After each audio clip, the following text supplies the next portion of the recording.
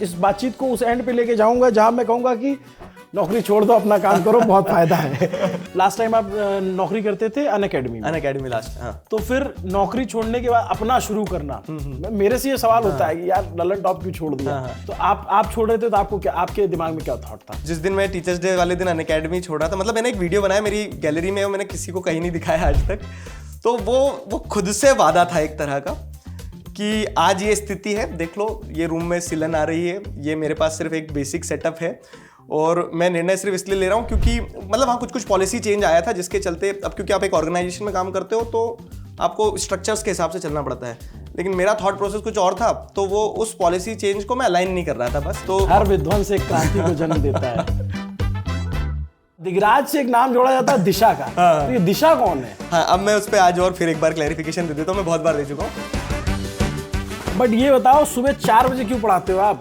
ये कौन सा तरीका है पढ़ाने का? मैंने ये भी देखा था कि आपकी कोई क्लास थी और फिर उसके बाद मैं कहीं पढ़ रहा था, जब युवा हम आप बातचीत करेंगे तो सुबह 4 बजे आपकी क्लास में 5 लाख बच्चा बैठ जा रहा है। मतलब हमारे तो जो है चमड़ी उधेड़ दे कोई तब भी 4 बजे न उठे। मतलब आपके कितने मार्क्स थे? 68। हाँ। मेरे थे 60, एग्जैक्ट 60। आपसे ज्यादा थे मेरे। आपके ज्यादा, एग्जैक्ट 60 थे। एक नंबर कम होता हमारे टाइम पे तो फर्स्ट डिवीजन और सेकंड डिवीजन, तो सेकंड डिवीजन में आ जाते आप। एक नंबर कम होता तो सेकंड डिवीजन आ जाता। एक नंबर एकदम एग्जैक्ट नंबर आए थे। जो आपकी एंटरप्रेन्योरशिप जर्नी है, जो आप हमसे काफी टाइम पहले शुरू कर चुके हैं और हमने अभी शुरू की है, वो जर्नी कैसी रही? मैं आपको बता रहा हूँ जेन्युइनली, हम तीनों में से कोई भी ये काम पहले नहीं करके आया है। हम तो कोर देसी टीचर हैं एकदम, मतलब दिल से टीचर जिसको बोलते हैं। और एडटेक इंडस्ट्री हमें बाद में समझ में आई, हमें तो पहले ये समझ में आया कि एडटेक का मतलब ये कि पढ़ाना होता है। हाँ। और आप अगर जैसे ट्रेंड देखेंगे ना, तो वो कंपनियां जो एडटेक को या फिर एजुकेशन को बिजनेस बनाने आई थी, आज वो धूल हो गई है। और वो कंपनियां जहां पे एक टीचर ने चीजों को आगे बढ़ाने की कोशिश करी, जिसमें बच्चों को पहले रखा है, वही सरवाइव कर पा रही है। टीचर को स्कूल का मालिक होना चाहिए। हाँ, ऑब्वियसली। डॉक्टर को अस्पताल का मालिक होना चाहिए। पत्रकार को न्यूज चैनल का मालिक होना चाहिए। तब वो अपना काम ढंग से करेंगे। तब आप जो है किसी प्रेशर में काम नहीं करोगे। आपने कहा रिटायरमेंट, भाई अभी तो आपकी शादी की उम्र हो रखी है। क्या सवाल पूछा है जिसको लेकर इसमें मजा आ जाएंगे बच्चों को। हाँ। ये सवाल तो मेरे से हर दिन क्लास में होता है, घर में होता है, हर जगह होता है। हाँ। और दुनिया की सारी ताकत लगी है कि दिगराज सिंह राजपूत की शादी करा दो, पूड़ी खाने के लिए तुम्हारी पूड़ी के चक्कर में अगला आदमी अपना केक कटवा ले। हुआ प्रेम हुआ कभी? तो उस प्रेम को जो है आपका, उसको जो है शादी के कार्ड पे कब छपवा रहे हो?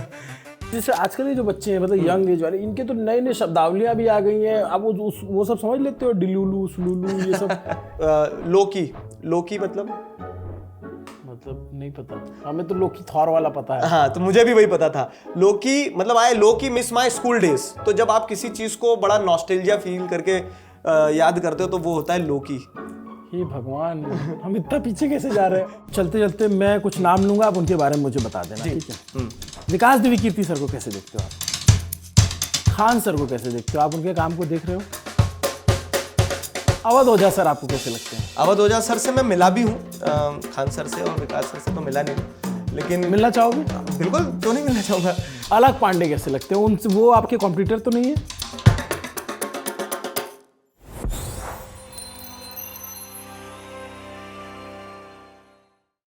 28 साल का एक लड़का है जिसकी तरह लाखों बच्चे बनना चाहते हैं, जो लाखों बच्चों को अब तक पढ़ा चुका और बहुत सारे बच्चे अभी भी पढ़ रहे हैं।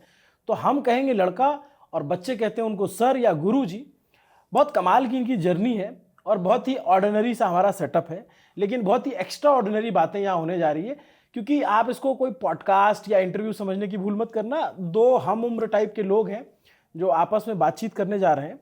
जो इनके स्टूडेंट है वो पॉडकास्ट, ये जो इंटरव्यू है ये देखेंगे। मैं गुजारिश उन लोगों से करूंगा जो थोड़ा मेरी उम्र के हैं या मेरे से बड़े उम्र के हैं और जिनके खुद के बच्चे हैं जो पढ़ते हैं 10th में 12th में, आगे कुछ बनना चाहते हैं, वो ज़रूर देखें। क्योंकि आपको ये बातचीत उस जर्नी में ले जाएगी जिसमें पढ़ाई सिर्फ किताबों का ज्ञान नहीं होगा, जिसमें पढ़ाई आपकी सामाजिक शिक्षा होगी, जिसमें आपको ये समझ आएगा कि हमारा देश समाज कैसे चलता है, काम करता है, और ये भी समझ में आएगा कि नौकरी एकमात्र विकल्प नहीं होता है। तो नौकरी और एक फ्लैट और उसकी 12 महीने की ईएमआई की चाहत में अपनी ज़िंदगी की किस्तें क्यों काटना है, क्योंकि ज़िंदगी बहुत अनमोल है और बहुत मौज से चलने वाली है। और इसी मौज को समझाने के लिए हमारे साथ इंडिया के टॉप एजुकेटर में से एक दिगराज राजपूत हैं। स्वागत है दिगराज आपका। और ये नेक्स्ट टॉपर के फाउंडर हैं। 28 साल की इनकी उम्र होगी, ठीक ठाक मैं बता रहा हूँ। और पैसा बनना एक अलग चीज़ है, लोग बनना, लोगों को बनाना और लोगों को अर्जित करना, मतलब लोग कमाना। कल को आज ये जिन बच्चों को पढ़ाते हैं और वो कहीं जाएंगे, ये उनसे मिलेंगे, कल को ये लंदन गए कहीं पे किसी कॉन्फ्रेंस में और वहाँ 5 साल बाद इनका कोई स्टूडेंट मिलेगा, बोलेगा सर हमने आपसे पढ़ा था। तो ये वो कमाई है जो एक टीचर ही अर्जित करता है। और आज कल जब हर कोई सेलिब्रिटी है तो टीचर को सेलिब्रिटी बनाने में हमारा आपका क्या जा रहा है? स्वागत है आपका। बहुत बहुत धन्यवाद। कैसे हो आप? मैं ठीक हूँ और मैं आपको धन्यवाद देना चाहूँगा। सबसे पहले तो हम लोग आज पहली बार मिल रहे हैं और मैं इसको थोड़ा ऑन कैमरा ही बोलूँ तो पहली बार मिलके मुझे ऐसा लगा ना, मतलब कुछ लोगों के साथ मिलने के बाद में आपको ऐसा नहीं लगता कि आप पहली बार मिल रहे हो। तो हमने जितनी भी बातचीत करी तो हमने हमारे क्षेत्र से हट के समाज के लिए बातचीत करी। तो मुझे वो आधे घंटे पहले का बातचीत और डिस्कशन देख के ऐसा लगा कि शायद हम शिक्षा के क्षेत्र में बात करने आए थे, लेकिन हम पूरी दुनिया, पूरे देश की बात करेंगे। तो मुझे भी लगता है कि ये इस पूरे वार्तालाप के बाद में हमारी जो ऑडियंस उनके लिए कुछ ऐसा निकल के आएगा जो शायद आप और मैं कोर से अपने काम के अलावा चाहते हैं, देश के लिए, बच्चों के लिए, इस देश के बेहतर भविष्य के लिए। तो मुझे बड़ा मजा आने वाला है। मुझे भी मजा आया आपसे बात करके कि मुझे एक तो सेल्फ मेड लोग बहुत पसंद हैं। आपकी जर्नी हो चाहे मेरी जर्नी हो, मैं जब बात करूंगा तो हम लोग से थोड़ा रिलेट इसलिए लोग कर लेते हैं क्योंकि हम लोगों ने जो भी अर्जित किया अपनी मेहनत से किया है।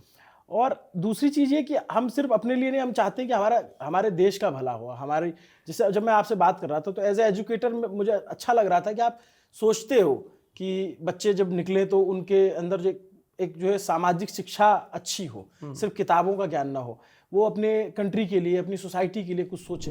ओहो, रुकावट के लिए खेद है। बीच इंटरव्यू में एक स्पॉन्सर का अनुरोध है। वीडियो आगे बढ़ें उससे पहले एक छोटी सी बात कर लेते हैं आज के स्पॉन्सर ऊडो के बारे में। ऊडो एक all in one management software है जो बिजनेस के डे बाय डे काम को काफ़ी सिंपल बना देता है। एक ही प्लेटफॉर्म पर आपको मिल जाता है invoicing, accounting, inventory management, website creation जैसे मल्टीपल पावरफुल ऐप्स। इन्हीं ऐप्स में से एक है प्रोजेक्ट मैनेजमेंट। इसमें आप इजीली प्रोजेक्ट क्रिएट कर सकते हो, उनके अंदर टास्क ऐड कर सकते हो और सिर्फ एक क्लिक में पर्सन इंचार्ज असाइन कर सकते हो। आप प्रोजेक्ट की प्रायोरिटी सेट कर सकते हो, टैग्स लगा सकते हो, डेडलाइन डिफाइन कर सकते हो ताकि ऑन टाइम डिलीवरी इंश्योर हो। और यहीं पर बात खत्म नहीं होती। ऊडो का बिल्ट इन कैरेक्टर आपको अलाउ करता है कि सारी कम्युनिकेशन एक ही जगह मैनेज हो, चाहे ईमेल्स हो, नोट्स हो, कॉल्स, मीटिंग या रिमाइंडर शेड्यूल करना हो, सब कुछ एक ही प्लेस पर। और सबसे बेस्ट पार्ट, ऊडो आपको फर्स्ट ऐप 100% फ्री देता है, लाइफ टाइम होस्टिंग और लाइफ टाइम सपोर्ट के साथ। तो फिर वेट किस बात का? ऐप का लिंक आपको डिस्क्रिप्शन में मिल जाएगा, विजिट नाउ और अपने बिजनेस के प्रोजेक्ट मैनेजमेंट को सिंप्लीफाई कर लो। अब चलिए वापस चलते हैं टेबल पर। तो मुझे बड़ा अच्छा लगा और मेरे को भी बहुत मजा आने वाला बातचीत है। और मैं इस बातचीत को उस एंड पे लेके जाऊंगा जहां मैं कहूंगा कि नौकरी छोड़ दो, अपना काम करो, बहुत फायदा है। क्योंकि भाई तुम लोग को नौकरी करना है, ठीक है? तुम नहीं करोगे तो हमारा काम कैसे होगा? खैर, मजे की बात है। आप अभी क्या चल रहा है? अभी हाल फिलहाल में नेक्स्ट टॉपर्स क्या कर रहा है? तो नेक्स्ट टॉपर से शुरू करते हैं। हम लोग अभी फिलहाल तो एक हिस्ट्री में एक कंसेप्ट है, औरंगजेब के समय पे मुगल एम्पायर पीक पे था और कहा जाता है कि वहाँ पे वो मैक्सिमम एक्सपैंड कर चुका था, कंसोलिडेट नहीं कर पाया। और मैं बच्चों को यही सिखाता हूँ कि सिलेबस भी ऐसा नहीं कि पढ़े जा रहे हैं, 10-17 किताबें पढ़ ली और कंसोलिडेट ना कर पाओ। तो हम भी उस एक्सपेंशन वाली स्टेज पे हैं, चाहते हैं कंसोलिडेट करें, लेकिन ये भी चाहते हैं कि सब कुछ कर लें। तो हम 9, 10, 11, 12 के बच्चों को पढ़ा रहे हैं, यूपी बोर्ड पढ़ा रहे हैं, बिहार बोर्ड पढ़ा रहे हैं। मिशन जीत हमने उठाया है जो कि हम नीट जेई के बच्चों के लिए। तो कुल मिला के ये है कि जो करो ऐसे करो कि मन को संतुष्टि मिले और बच्चों का भला हो। तो उस नोट पे अभी कर रहे हैं, बहुत कुछ कर रहे हैं। तो मतलब मैं ये कहूँगा कि सबसे इंपॉर्टेंट जो हमारी टैगलाइन है कि हम देश का भविष्य बनाते हैं, तो उसी टैगलाइन पे काम कर रहे हैं। अभी आपके साथ टोटल कितने बच्चे जुड़े होंगे? अब इसको अलग अलग तरह से अगर जैसे देखा जाए तो हमारा यूट्यूब चैनल जो है, तो इस यूट्यूब चैनल पे हमारे पास में जो नेक्स्ट टॉपर्स का मेन यूट्यूब चैनल है उस पर 4 मिलियन के आसपास बच्चे अभी होने वाले हैं कंप्लीट। और फिर हम जैसे 3 फाउंडर्स हैं, तो हमारे साथ अच्छी चीज़ ये हुई कि 1 और 1 मिलके 11 होता है। हम 1 और 1 मिलके 111 हो गए हैं। तो लगभग ऐसा कि देश का हर स्कूल का बच्चा जो है 9वीं 10वीं 11वीं 12वीं का है तो नेक्स्ट टॉपर से पढ़ रहा है। अच्छा जी, ये फैक्ट है। और हम किसी भी शहर में चले जाएं तो वहाँ बच्चा हमें मिलता है, जानता है, पहचानता है, पढ़ता है, वो सबसे महत्वपूर्ण चीज़ है।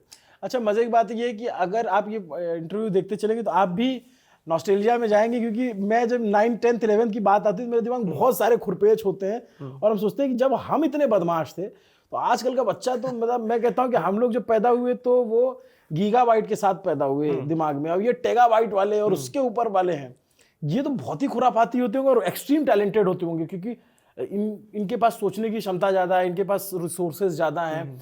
मतलब पहले हमारे लिए क्या ऑप्शन होता था कि हम जिस लोकेलिटी में रहते हैं वहाँ पता होता है फलाने गुरुजी इंग्लिश अच्छा पढ़ाते हैं, फलानी कोचिंग में फिजिक्स अच्छी पढ़ाई जाती है, फलाने यहाँ सोशल साइंस अच्छा पढ़ाया जाता है, अलग अलग कोचिंग करते थे, या फिर कोई एक कोचिंग होती थी जहाँ 2-3 सब्जेक्ट पढ़ लेते थे। आजकल का जो बच्चा पढ़ रहा है उसके लिए ये आसान हो गया और आप लोगों ने उसको और आसान कर दिया है। कैसा है आज जो ये जिसको हम जेनजी कह रहे हैं या मिलेनियर कह रहे हैं, ये हैं कैसे स्वभाव से, कैसे हैं, ब्रेन इनका कैसा है, कैसे सोचते हैं, इनकी थॉट प्रोसेस क्या है? ठीक है, ये लोग है ना, मतलब आपके और मेरे समय में भी ये एक बड़ा डिफरेंस आ गया है। तब क्या था ना कि क्लासरूम है, टीचर ने आने के बाद में टीचर का मन होगा तो पढ़ाएगा, वो घर की बात करना चाहेगा घर की बात करेगा, उसने जैसा सीखा है वो वैसा समझा के चले जाएगा। और बच्चों की मजबूरी है कि उनसे ही पढ़ना है, उनसे नहीं समझ में आ रहा है तो कहीं तुम बाहर ऑफलाइन ट्यूशन अगर तुम्हें टीचर मिल गया तो पढ़ लो। लेकिन आज है ना वो टेबल रिवर्स हो गई है कि अब अगर टीचर ने एफर्ट नहीं डाला तो तुरंत वीडियो स्विच होता है, दूसरे टीचर से बच्चा पढ़ना शुरू कर देगा। तो यहाँ पे क्या हुआ ना कि इस पूरी प्रोसेस में क्वालिटी जो है ऑनलाइन कह लो या ऑफलाइन कह लो, पढ़ाने की जो क्वालिटी है वो इंप्रूव हुई है। बच्चा सीधा ये है कि अगर उसे समझ नहीं आ रहा है टीचर का तो वो टीचर स्विच कर देता है तुरंत, वो दूसरा वीडियो लगा लेता है। तो मुझे भी ये समझ में आया और जितने मेरे साथ ऑनलाइन टीचर पढ़ा रहे होंगे उन्हें भी समझ में आया कि अगर भाई साहब बच्चे को अगर हमें पढ़ाए रखना है, अपने साथ जोड़े रखना है तो आपको बेस्ट देना होगा और वो हर साल बेस्ट देना होगा। तो इस पूरे प्रोसेस का अगर एक आउटकम मैं बताऊं ना आपको तो ये निकल के आया कि क्वालिटी इंप्रूव हो गई है इन जनरल पढ़ाने की। और वो ऑफलाइन टीचर ने भी कर लिया, क्योंकि बच्चा क्या करता है, हमने बहुत सारे वीडियोस देखे, रील देखे कि बच्चा स्कूलों में जाके बोर्ड पे लिख देता है कि आज लाइव सेशन है दिख रहा सर का इतने बजे। तो वो ऑफलाइन टीचर के ऊपर प्रेशर है कि हमें बच्चों को यहाँ रोक के रखना है, नहीं तो वो ऑनलाइन जाके पढ़ेगा। तो ये है कि अब जो है ना कि क्वालिटी, जैसे ग्लोबलाइजेशन हुआ तो मल्टीनेशनल कंपनीज आने से क्या हुआ ना कि क्वालिटी डोमेस्टिक प्लेयर्स ने भी इंक्रीज करी है।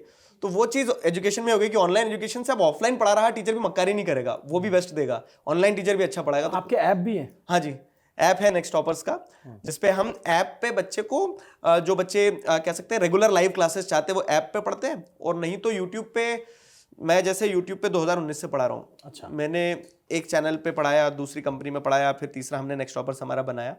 तो हर जगह लगभग 6000 से ज्यादा वीडियो बना के डाल दिए। 21-22 साल के थे तब से आपने पढ़ाना शुरू? हाँ, मैं ग्रेजुएट नहीं हुआ था तब से पढ़ा रहा हूँ। है? हाँ, मुझे ऑलमोस्ट 9 साल हो गए ऑनलाइन पढ़ाते। बट ये बता हम लोग जैसे जब बड़े हो रहे थे तो हमारे टाइम पे तो सबसे ज्यादा था कि सब बच्चे इंजीनियर बन रहे थे। हाँ।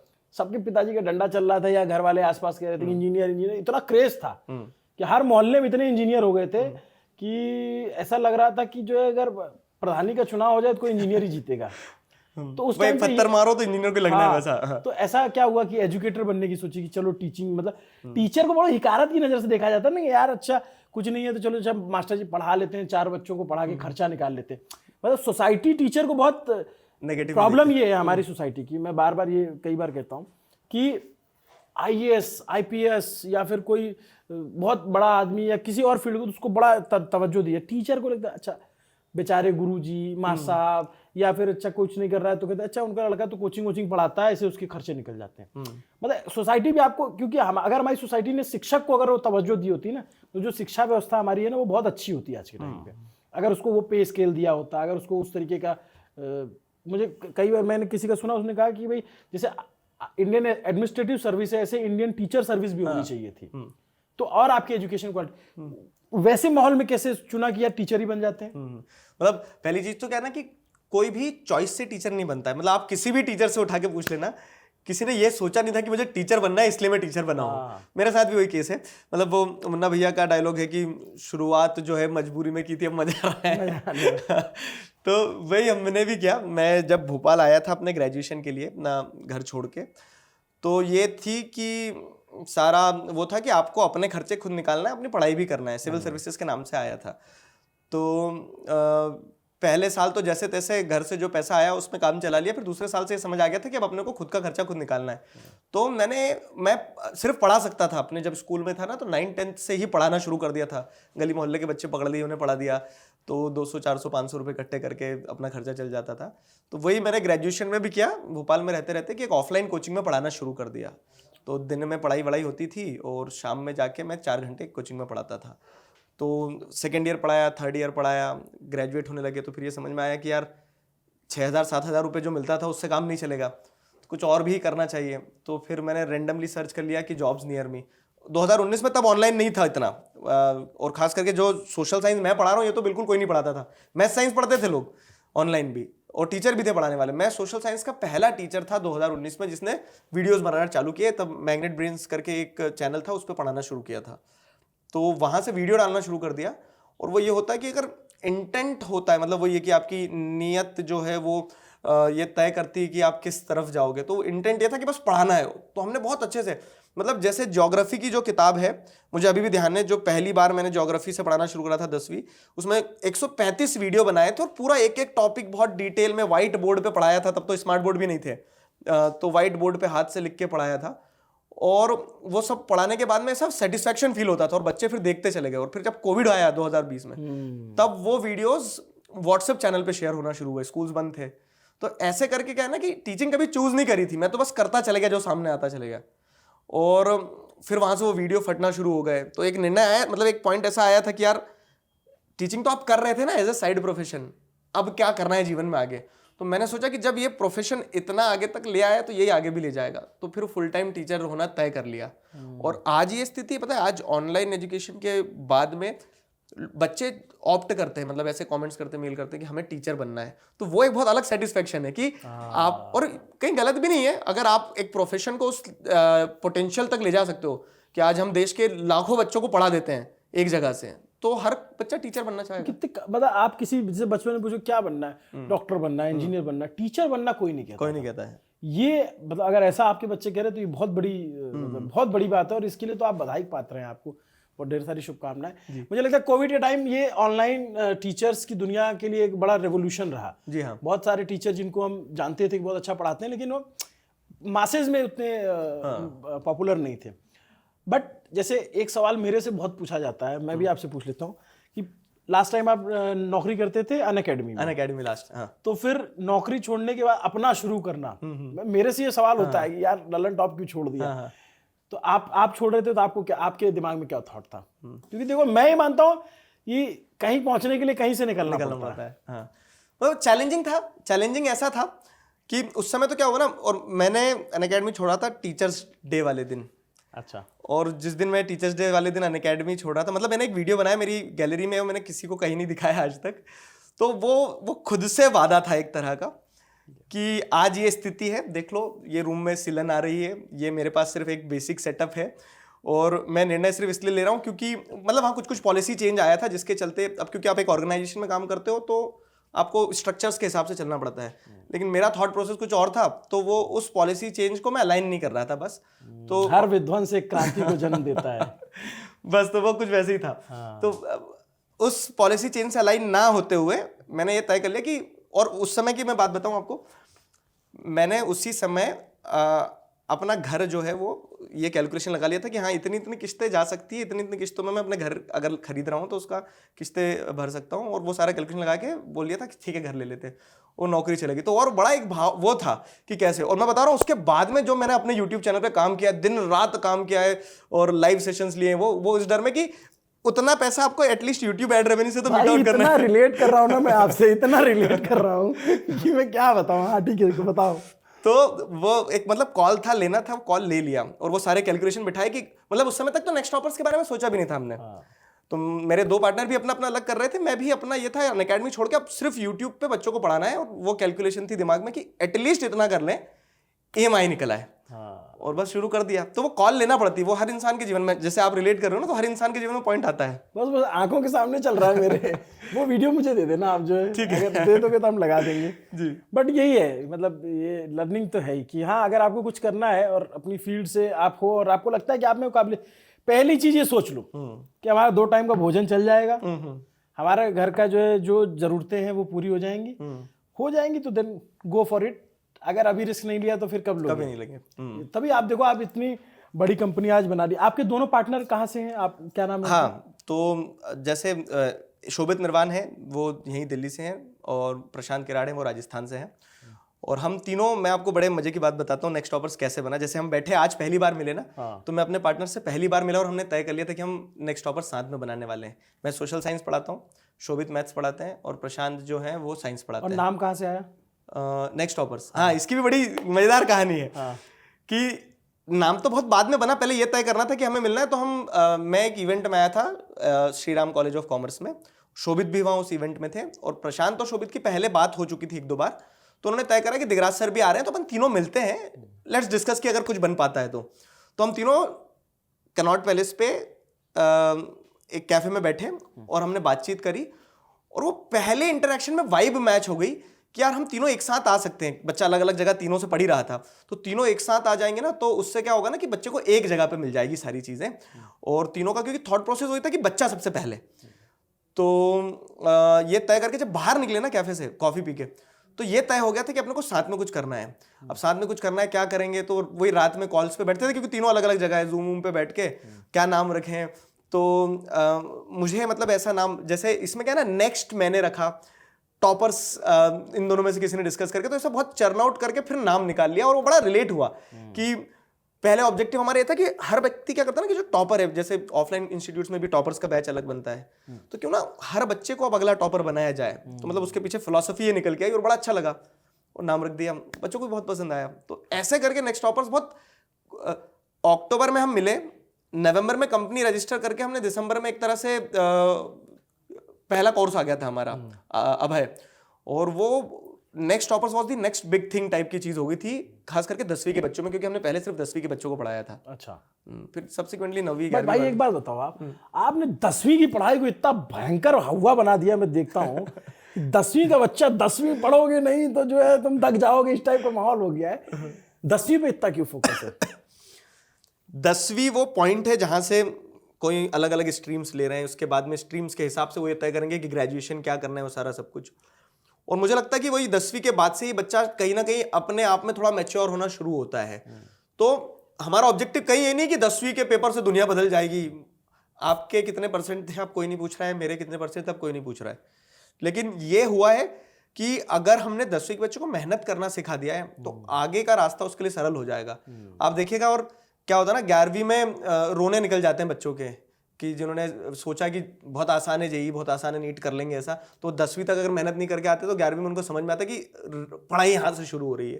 तो सडन चेंज आता है। 10th तक जितना पढ़ते हो जैसा लगता है डबल हो गया आकर के 11th 12th में। हमारे टाइम में तो 6 मैथ की किताब होती थी, अल्फा बीटा गामा थीटा, पता नहीं समझ में आता कि किस काम में आएंगे, बट जो बच्चे पढ़ते हैं उनके तो काम में आते हैं। मेरा तो फेवरेट सब्जेक्ट था सोशल साइंस, जो आप पढ़ाते हो, इसलिए मुझे बड़ा मजा आता था उसको पढ़ने। मेरे पापा आते थे, एक ही किताब पढ़ता रहता है, जब देखो तो एक ही किताब पढ़ता रहता है। अब मैं भी रिलेट करूंगा यहाँ, मुझे सिर्फ सोशल साइंस आता था, बाकी दूसरे सब्जेक्टों में डब्बा गुल था मेरा, बहुत भयंकर डब्बा गुल था। तो वो सोशल साइंस की ही बदौलत मुझे ऐसा लगा कि मेरी नैया पार लगी है, नहीं तो अगर सोशल साइंस नहीं होता मुझे नहीं समझ में आ रहा था क्या करता मैं।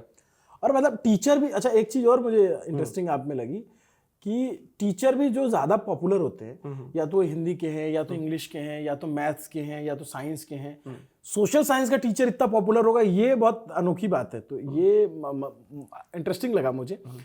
बट ये बताओ, आज जैसे बच्चों को आप पढ़ाते हो ऑनलाइन, तो बच्चे तो खुरापाती भी होते हैं, तो सवाल भी पूछते होंगे एकदम, मतलब वो ऑनलाइन आकर के ऐसे कि आपका दिमाग हिल जाए। अगर आपको किसी दिन आप बोर हो रहे हो, आपको कुछ नहीं करना है, आपको बस जो लाइव सेशन चल रहा होता है लाइव सेशन ज्वाइन करना होगा, और जो कमेंट्स चल रहे होते हैं उन कमेंट्स को पढ़ना होता है। आप जो सोच नहीं सकते हो, हर प्रकार के अतरंगी कमेंट आते हैं। मतलब उसमें हम ऐसा नहीं कि नाराज हैं या फिर इन्फ्लुएंस हो गए बहुत ज्यादा, लेकिन यह है कि वो एक मनोरंजन का पात्र भी है वहां पे उस व्यक्ति के लिए जो मनोरंजन के लिए आया है।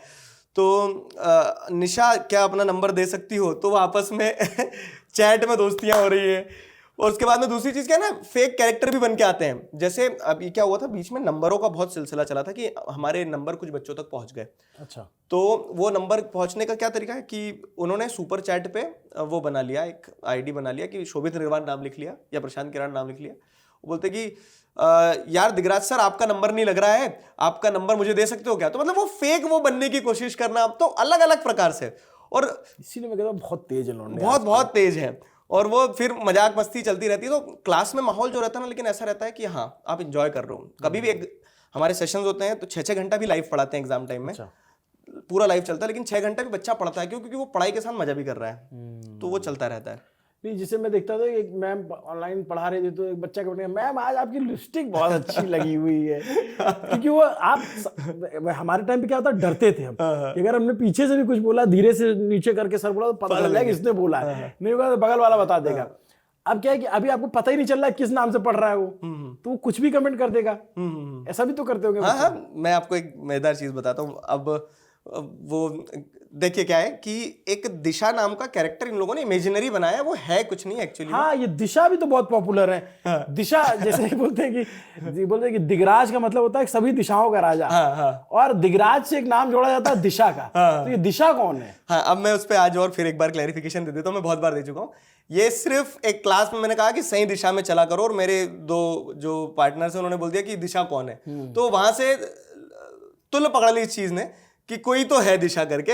अब वो जो आप कमेंट्स का कह रहे हो, तो बच्चे क्या करते हैं ना, सुपर चैट डालेंगे और अपना नाम रख लेंगे दिशा सिंह राजपूत, और उसमें लिखते हैं अजी सुनते हो खाना बन गया है, तो आप जल्दी से क्लास खत्म कर दो। तो कुछ भी चलता है क्लास में, बाकी ऐसा कुछ है नहीं वास्तविकता में। तो आंटी आपकी मम्मी ने देखा कभी इस तरह के कमेंट देखे उन्होंने? हाँ, मतलब देखे हैं। मतलब मम्मी जो है तो मोबाइल नहीं चलाती मेरा उतना। अच्छा। लेकिन उन्हें भी वीडियोस में समझ में आता, तो एक बार तो उन्होंने भी पूछा कि क्या है। कुछ नहीं है, जैसा तुम सोच रहे हो वैसा कुछ नहीं है। हाँ। ये सिर्फ एक बनाया हुआ राक्षस है। हाँ। जो कि मुझे चिढ़ाने के लिए क्लास में इस्तेमाल किया जाता है। बट मम्मी से आपके याद आया कि आपकी मदर को देख करके भी, मतलब जैसे हमारी ये सामान्य परिवार हाउस वाइफ। हाँ जी। आप सीहोर से हो बेसिकली? मतलब जी। मतलब रूट्स आपके सीहोर से हैं? हाँ, मतलब जो गाँव है मेरा वो सीहोर इटावा इटारसी गाँव है, एक छोटा सा गाँव है। वहां से मेरे पिताजी रहे। बुधनी इलाका पड़ता है। बुधनी जी। शिवराज जी जहाँ से मिले हुआ करते थे। हाँ जी, हाँ जी। तो आप फिर भोपाल शिफ्ट हो गए। मैं आपका एक वीडियो देख रहा था, तो इतना अच्छा लगा मुझे वो वीडियो कि मतलब किसी बेटे के लिए इससे ज़्यादा बड़ी उपलब्धि क्या हो सकती है कि वो जिस गलियों में कोचिंग पढ़ता था, वो अपनी माँ को अपने साथ लेकर के जा रहा है कि चलो मम्मी कुछ दिखाते हैं तुमको, और वहाँ पे इनका पोस्टर लगा हुआ है और इनकी फ़ोटो लगी हुई है, और फिर वो मम्मी बोलती कुछ नहीं आपकी, लेकिन आंखों में बहुत कुछ था, वो सब कुछ कह देती हैं। वो बहुत अच्छा लगा। मतलब क्या उसमें क्या फीलिंग थी? मतलब ये मैं आज भी ये फेस करता हूँ अपने घर में। जैसे हम आप बात कर रहे हैं, हम देश दुनिया हर प्रकार की इमोशंस पे हम बात कर सकते हैं, लेकिन जब आप एक ग्रामीण परिवेश से आते हो ना, जहाँ पे घरों में उतनी ज़्यादा बातचीत नहीं होती है, बाप बेटे में कभी उतनी खुल के बातचीत नहीं होगी, माँ बेटे में कभी उतने इमोशंस को हमने डिस्कस नहीं किए होंगे, तो वो उतने एक्सप्रेसिव नहीं रहे। ना मम्मी रही है मेरी एक्सप्रेसिव, ना मेरे पिताजी रहे एक्सप्रेसिव। लेकिन फिर क्या होता है ना, तो आपको उनके भाव पढ़ना होते हैं उनके एक्सप्रेशंस में ही। तो मतलब मैंने देखा लोग यूं ही कहीं किसी का होर्डिंग फोटो लगा रहता है तो इस तरह की रीले वीडियोस बनाते थे। मैंने बोला मम्मी चलो आपको भी कुछ दिखा के लाता हूँ। तो हम गए और मैंने जब उन्हें दिखाया पूरा, तब भी वो बहुत कुछ नहीं बोल पाई। मतलब मैंने बोला क्या दिखा, तो बोलते तेरा फोटो और क्या है, इस तरह से। तो बहुत कुछ बोल नहीं पाई, लेकिन वो था ना, वो मोमेंट जीने वाला था बस, कि मैंने जी लिया। और मुझे ऐसा लगता है कि मेरी उपलब्धि, सफलता, असफलता, इन सारी चीज़ों से परे अगर कुछ है तो वो ये है कि आप अपने माँ बाप की आंखों में वो चमक देख पाते हो कि नहीं आपके काम को लेकर। तो वो चमक दिख जाती है तो सेटिस्फाइड फील हो जाता है कि हाँ ठीक है। पापा क्या करते हैं आपके? पापा मेरे किसान हैं। तो शुरुआती मतलब कुछ सफ़र ऐसा रहा कि मेरे जन्म से पहले वो पीथमपुर है, मध्य प्रदेश में एक इंडस्ट्रियल टाउन है, वहाँ पे नौकरी करने चले गए थे। तो प्लास्टिक लाइन में जो फैक्ट्रीज में बैग्स वगैरह बनते हैं, उन्होंने नौकरी करी है। तो वहाँ नौकरी करी, फिर उनकी शादी हो गई। मेरा जन्म वहीं पीथमपुर में हुआ, पापा फैक्ट्री में थे। तो कक्षा 7वीं तक मैं वहीं रहा पीथमपुर में। फिर मेरे दादाजी दादी जी का देहांत हो गया, तो फिर गांव पे आना पड़ा माता पिता को। ये लोग गांव आ गए, मैं फिर अपने रिश्तेदार हैं मौसा जी हैं, तो वो भी मेरे लिए पिता समान है, तो वहाँ रह के मैंने पढ़ाई करी। तो फिर पिताजी गांव पे खेती संभाल रहे हैं, तो फिर खेती करने के बाद में मैं भोपाल आ गया, तो मैंने फिर भोपाल में अपनी पढ़ाई करी। तो अभी साथ ही में रहते हैं सभी लोग भोपाल में, और वो प्राथमिक रूप से वो तो खेती ही करते, तो अभी भी ऐसा है कि उनको मुझे खेती ही करना है तो गाँव चले जाते हैं। मेरे पापा भी टीचर ही हैं, तो उनका भी हाँ स्कूल में भी जाते हैं पढ़ाने। तो ये बट एज अ फादर जब आप नौकरी छोड़ रहे होगे और फैमिली आपको सपोर्ट कर रही थी कि मैं नौकरी छोड़ देता हूँ, उधर कोई डर भी होता है ना कि यार अब कैसे चलेगा, कैसे कितने भाई बहन हो आप? मैं अकेला हूँ, एक बहन थी मेरी, अब वो नहीं है, तो अकेला ही हूँ। अच्छा जी। okay. तो हाँ मतलब जब ये जो पॉइंट आया था ना, अच्छा एक चीज़ क्या है मज़ेदार चीज़, जब आपको कोई बताने वाला नहीं होता या फिर आपको कोई गाइड करने वाला नहीं होता, जैसे जो निर्णय लिया क्या सब्जेक्ट लेना है, ग्रेजुएशन में क्या करना है, करना भी है कि नहीं करना है, तो ये सब मैंने खुद फिगर आउट किया। तो जब वो निर्णय भी लेने की बारी आई थी ना कि अब तुम नौकरी छोड़ रहे हो, करोगे क्या, हमने घर लिया है तो इसकी किस्तें कैसे जाएंगी, तो उस समय पे भी वो आपको प्रेशराइज नहीं करेंगे, उन्हें तब भी आप पे पूरा विश्वास है कि अभी तक आपने निर्णय लिए तो अब आप अपनी समझ से निर्णय ले लो।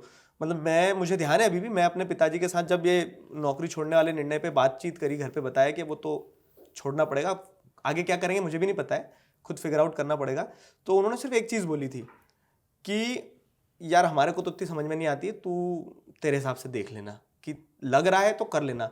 तो मुझे लगता है ये बहुत बड़ा प्रिविलेज है कि वो आपको, आपके पेरेंट्स जब आपको छोड़ देते हैं ना कि तुम्हें जो लग रहा है वो कर लो, तो आपके अंदर एक रिस्पॉन्सिबिलिटी अपने आप आ जाती कि अगर ये निर्णय आप ले रहे हो तो आपको उसको सही प्रूव करना पड़ेगा, क्योंकि आप अपनी रिस्पॉन्सिबिलिटी ले रहे हो। और उनका ये कह देना अपने आप में एक बहुत बड़ा कॉन्फिडेंस दे देता कि तू अपने हिसाब से कर लेना, हमें पता है तू कर लेगा। तो वही उन्होंने कहा था कि तू कर लेगा, और फिर मेरे ऊपर एक मॉरल रिस्पॉन्सिबिलिटी ये भी थी कि अब करके ही दिखाना है अगर ये निर्णय लिया है तो ऐसा कोई प्रेशर नहीं था। बट बच्चों के पास एक ये भी प्रेशर रहता है ना कि यार बच्चों के साथ सबसे बड़ी समस्या होती है उस एज की, वो समस्या बच्चों की नहीं होती, वो पेरेंट्स की समस्या होती है कि अपने लौंडे को दूसरे के लौंडे से कंपेयर जरूर करते हैं। शर्मा जी का बेटा देखो ऐसा कर रहा है, वर्मा जी की बेटी ऐसा कर रही है, मतलब वो उस कंपैरिजन में बड़ा फंसा रहता है। तो अगर जैसे पेरेंट्स भी देख रहे होंगे ये बातचीत और वो अगर बच्चों के थ्रू डायरेक्ट उन तक पहुंच जाए, इस पे कैसे क्या सजेस्ट करते हो जब बच्चे पढ़ते हैं, इस पे आप लोग एड्रेस करते हो इस बात को? हाँ, यहाँ क्या है ना, वही कन्वर्सेशन गैप जो आता है, मैं आपको बता रहा हूँ कि जो 14-15 साल का बच्चा है उसे ऐसा लगता है कि उसके जीवन में सबसे बड़ा कोई अगर रोड़ा है तो वो उसका पिता है। मतलब ये और ये फेज आता है कि जहाँ लड़का ये सोचने लगता है कि एक घर में दो शेर तो रह ही नहीं सकते हैं, या तो मेरे पापा शेर है या मैं शेर हूँ। तो वहां पे क्या होता है ना, कन्वर्सेशन गैप्स आना शुरू हो जाते हैं, और खास करके बाप बेटों में ज्यादा आते हैं। बेटियां जो है ना तो ये फिर भी एडजस्ट कर लेती है, मतलब ऐसा है कि हाँ वो कन्वर्सेशन होता है उनका उनके पापा के साथ में, लेकिन लड़कों में नहीं आता है। और उस केस में क्या है, लड़कों को लगता है कि यार जैसे अभी क्या है ना, आजकल जो फेम है, ओवरनाइट फेम है, उसको देख के बहुत सारे लड़कों को लगता है कि यार वो गेमिंग कर लेंगे या फिर वो कुछ इंस्टाग्राम पे रील बना लेंगे तो उससे करियर बन जाएगा, उसमें भी स्कोप है। लेकिन अब वो पिता समझते नहीं, पिता तो वही ट्रेडिशनल माइंडसेट है कि इंजीनियरिंग करो, ये करो, वो करो, तब एक मतलब सिक्योर। बाप का डर क्या है, एक बाप का सबसे बड़ा डर ये रहता है बस कि कहीं मेरा बेटा अनसक्सेसफुल ना रह जाए जीवन में। बिल्कुल। अगर आप उन्हें ये दिखा दोगे ना कि मैं जो भी कर रहा हूं उसमें मैं अपना काम चला लूंगा और 4 लोगों का भी काम चला लूंगा, तो वो आपसे कभी नहीं बोलेंगे कि ये स्ट्रीम, ये करियर, ये वो उसी डर के चलते पिता बार बार टोकता है बच्चे को, और बच्चा जो उन्हें दुश्मन समझने लगता है। तो यहां वो जो कन्वर्सेशन गैप का रोड़ा आता है, उस कारण से चीजें नहीं बन पाती है। तो मुझे लगता है अगर स्ट्रीम सिलेक्शन में पेरेंट्स प्रेशर कर रहे हैं तो पेरेंट्स को बात करना चाहिए, और वही रेसिप्रोकेशन के साथ में बच्चों को भी पेरेंट्स से बात करना चाहिए। क्योंकि देखिए किसी भी पिता के लिए इससे बड़ी उपलब्धि नहीं होती कि उसका बेटा सक्सेसफुल हो जाए। हाँ, मतलब उसका जो फिर वो बुढ़ापा होता है वो बहुत ही सुखद होता है कि यार उसका बेटा अच्छा कर रहा है, और इसीलिए शायद उसकी वो सख्ती भी होती है। मतलब पिता को इसीलिए कहते हैं ना, नारियल जैसे होते हैं, ऊपर से सख्त अंदर से। तो ये जो कम्युनिकेशन गैप है अगर ये रहे तो ये ठीक रहे हो जाएगा। मतलब ये और एक बाप बेटे में रिलेशन ऐसे इवॉल्व होते हैं कि वो जब वो 14 से 15 तक का रहता है और वो 20, 21, 22, 25 तक उसे लगता है कि मेरे पिता मेरी ग्रोथ में ना रुकावट है, हर चीज में टोकना है वो। लेकिन वही 25 के बाद में जब लड़का अपने जीवन में सेटल होना शुरू हो जाता है ना, तो फिर एक नया दौर चालू होता है दोस्ती का, बाप और बेटे के बीच में। अब हम हो गए हैं। हाँ, तो अब वो महसूस होता है कि एक दौर शुरू हुआ है बाप बेटे में दोस्ती का, जहाँ वो एक दूसरे के मन की बात एक दूसरे के साथ शेयर कर सकते हैं। तो मतलब अगर इसे छोटे बच्चे देख रहे हैं तो वो क्या है ना, ग्रेजुअली उन्हें समझ में आएगा। लेकिन पॉइंट ये कि आज उस चीज को बिगाड़े ना हो, लेकिन उस फ्रीक्वेंसी को, क्योंकि ऐसा हमने देखा है कि ये उम्र इतनी फ्रेजाइल होती है। हाँ, मतलब मैं बहुत सारे इंसिडेंट देखता हूँ, ऐसे केसेस भी देखता हूँ, तो बड़ा दुखद होता है कि वो, और सबसे दुखद क्या होता है कि जो कुछ गड़बड़ अगर होती है कहीं पे, तो आधे घंटे 20 मिनट का खेल होता है। हाँ, डांट दिया, कुछ कर दिया, उसमें बुरा लगा, कुछ हुआ, कुछ बच्चे तो मतलब मैं जो हमारी उम्र के बच्चे हैं वो इस बात से जरूर रिलेट करेंगे कि कभी न कभी तो उनके दिमाग में फेज आए कि आज मैं घर छोड़ के जा रहा हूँ, अब नहीं आऊंगा मैं इस घर में वापस। फिर घर से गए बाहर, बाद में पता लगा जेब में 15 रुपए है, चाट पकौड़ी खाई, वापस आ गए। हमारे टाइम तक ये होता, लेकिन अभी क्या है कि बच्चा इससे आगे का स्टेप कई बार ले लेते हैं। वो एक प्रॉब्लम एरिया लगता है आपको? बहुत बड़ा है। मतलब उस चीज को अगर हम उस चीज की गहराई देखें ना, तो सही और गलत दोनों ही नहीं होते हैं। बस बात ये होती कि उस समय पे समझ नहीं पाए। बिल्कुल। और जब वो समझ नहीं पाए ना, तो उस बीच में जो निर्णय आदमी ले लेता है, और अधिकतर निर्णय बच्चे ही लेते हैं, माता पिता कभी निर्णय नहीं लेते हैं। और माता पिता को भी बाद में एहसास होता है कि यार शायद मैं ही उस समय रुक जाता, उस समय नहीं बोलता, तो जैसी चीजें हुई हैं वैसी नहीं होती है। और मैंने इन चीजों को बहुत बारीकी से देखा, तो मुझे जो समझ में आया कि निर्णय हो गया, जाने वाला चले जाता है, लेकिन माता पिता के मन में भी क्या रहता है, जीवन भर बोझ रह जाता है कि उन्हें लगता है कि शायद उनके कारण ही हो गया। मतलब हर व्यक्ति एसोसिएटेड। मैं एक उदाहरण बताऊं, ग्रेटर नोएडा में एक हुआ ऐसे केस। तो बच्चा हॉस्टल में रहते हैं, यहाँ पे 21 साल का बच्चा रहा होगा, अपना तैयारी वारी करते हैं वो सब, और हॉस्टल में गए, शराब वराब पी रखी थी। तो इस उम्र में बिगड़ तो जाते ही ये बच्चे, मतलब ऐसा नहीं करना चाहिए, लेकिन ये बहुत ऐसा भी नहीं कि एकदम कि जैसे पहले जमाने में हो गया कि 7 समंदर पार कर दिया तो अपराध कर दिया, उस तरह का भी अपराध नहीं है। फिर उनके पिता को फोन किया, उसके पिता ने उनको फोन पे डांटा कि तुम अपना टिकट कराओ, वापस आओ, मैं आता हूँ, ये वो। अगले आधे घंटे में जो है गड़बड़ हो गई। तो ये इसको थोड़ा सा मतलब आप लोग ज्यादा टैकल करो कि इस तरह की कोई जो सोसाइटी में जो गैप आ रहा है पिता पुत्र या फिर माता बेटी में, वो कैसे ना आए। हाँ, हम लोग इसके लिए क्या काम करते हैं, मतलब मुझे, जैसे आपने भी, अपन चर्चा कर रहे थे, आपने देखा कि बच्चे ना एक फैन टाइप हो गए। तो मुझे क्या लगता है ना कि वो पर्सनैलिटी का फैन होना नीचे, उन्हें विचारों का फैन होना चाहिए। तो भगत सिंह आज नहीं रहे, लेकिन उनके विचार आज भी जिंदा है। तो हमारा ऑब्जेक्टिव यही रहता है कि जब हम बच्चों से बात करते हैं ना, तो, और वो फैन क्यों है बच्चे, उसका भी कारण बता रहा हूँ। क्योंकि हम वो बातें करते हैं जो उन्हें लगता है कि शायद कोई और नहीं कर रहा है, शायद घर पे नहीं कर रहे उनके साथ में। हम हर प्रकार की बातें करते हैं, हम मस्ती करते हैं, मजाक करते हैं, उन्हें शिक्षा भी देते हैं, किताबों में भी पढ़ाते हैं, किताबों के बाहर भी पढ़ाते हैं। तो जब ये थॉट्स आते हैं ना बच्चों के दिमाग में, तो मैं एक ही चीज कहता हूँ, एक 6 मंथ का थंब रूल है जो मैं बच्चों को क्लास में बताता हूँ, कि अगर आज आपकी स्थिति बहुत ही बुरी है ना, आपको ऐसा लग रहा हो कि सब खत्म कर दूं, तो मैं उनसे बोलता हूँ कि मैं वादा कर रहा हूँ, मैं स्टाम्प पेपर पे लिख के दे रहा हूँ, आपको सिर्फ 6 महीने की होप रखना होती है। और 6 महीने की होप अगर आप डट के रखोगे अपने पास, तो बिलीव मी 6 महीने में चीजें बदल जाती पूरी तरह से, 180 डिग्री चेंज ले लेती है। तो आपको बस 6 महीने की होप होल्ड करना है। अगर बहुत बुरा समय है तो आपको सिर्फ 6 महीने होप होल्ड करना है। तो वो होप अगर होल्ड करना सीख जाएगा ना बच्चा, ऑप्टिमिस्टिक होना बहुत जरूरी है। मतलब आज देश गर्त में है, लेकिन हम ऑप्टिमिज्म रखते हैं ना कि यार हम आप मिलके काम करेंगे तो शायद 6 साल बाद, 6 महीने बाद चीजें बदल जाएंगी।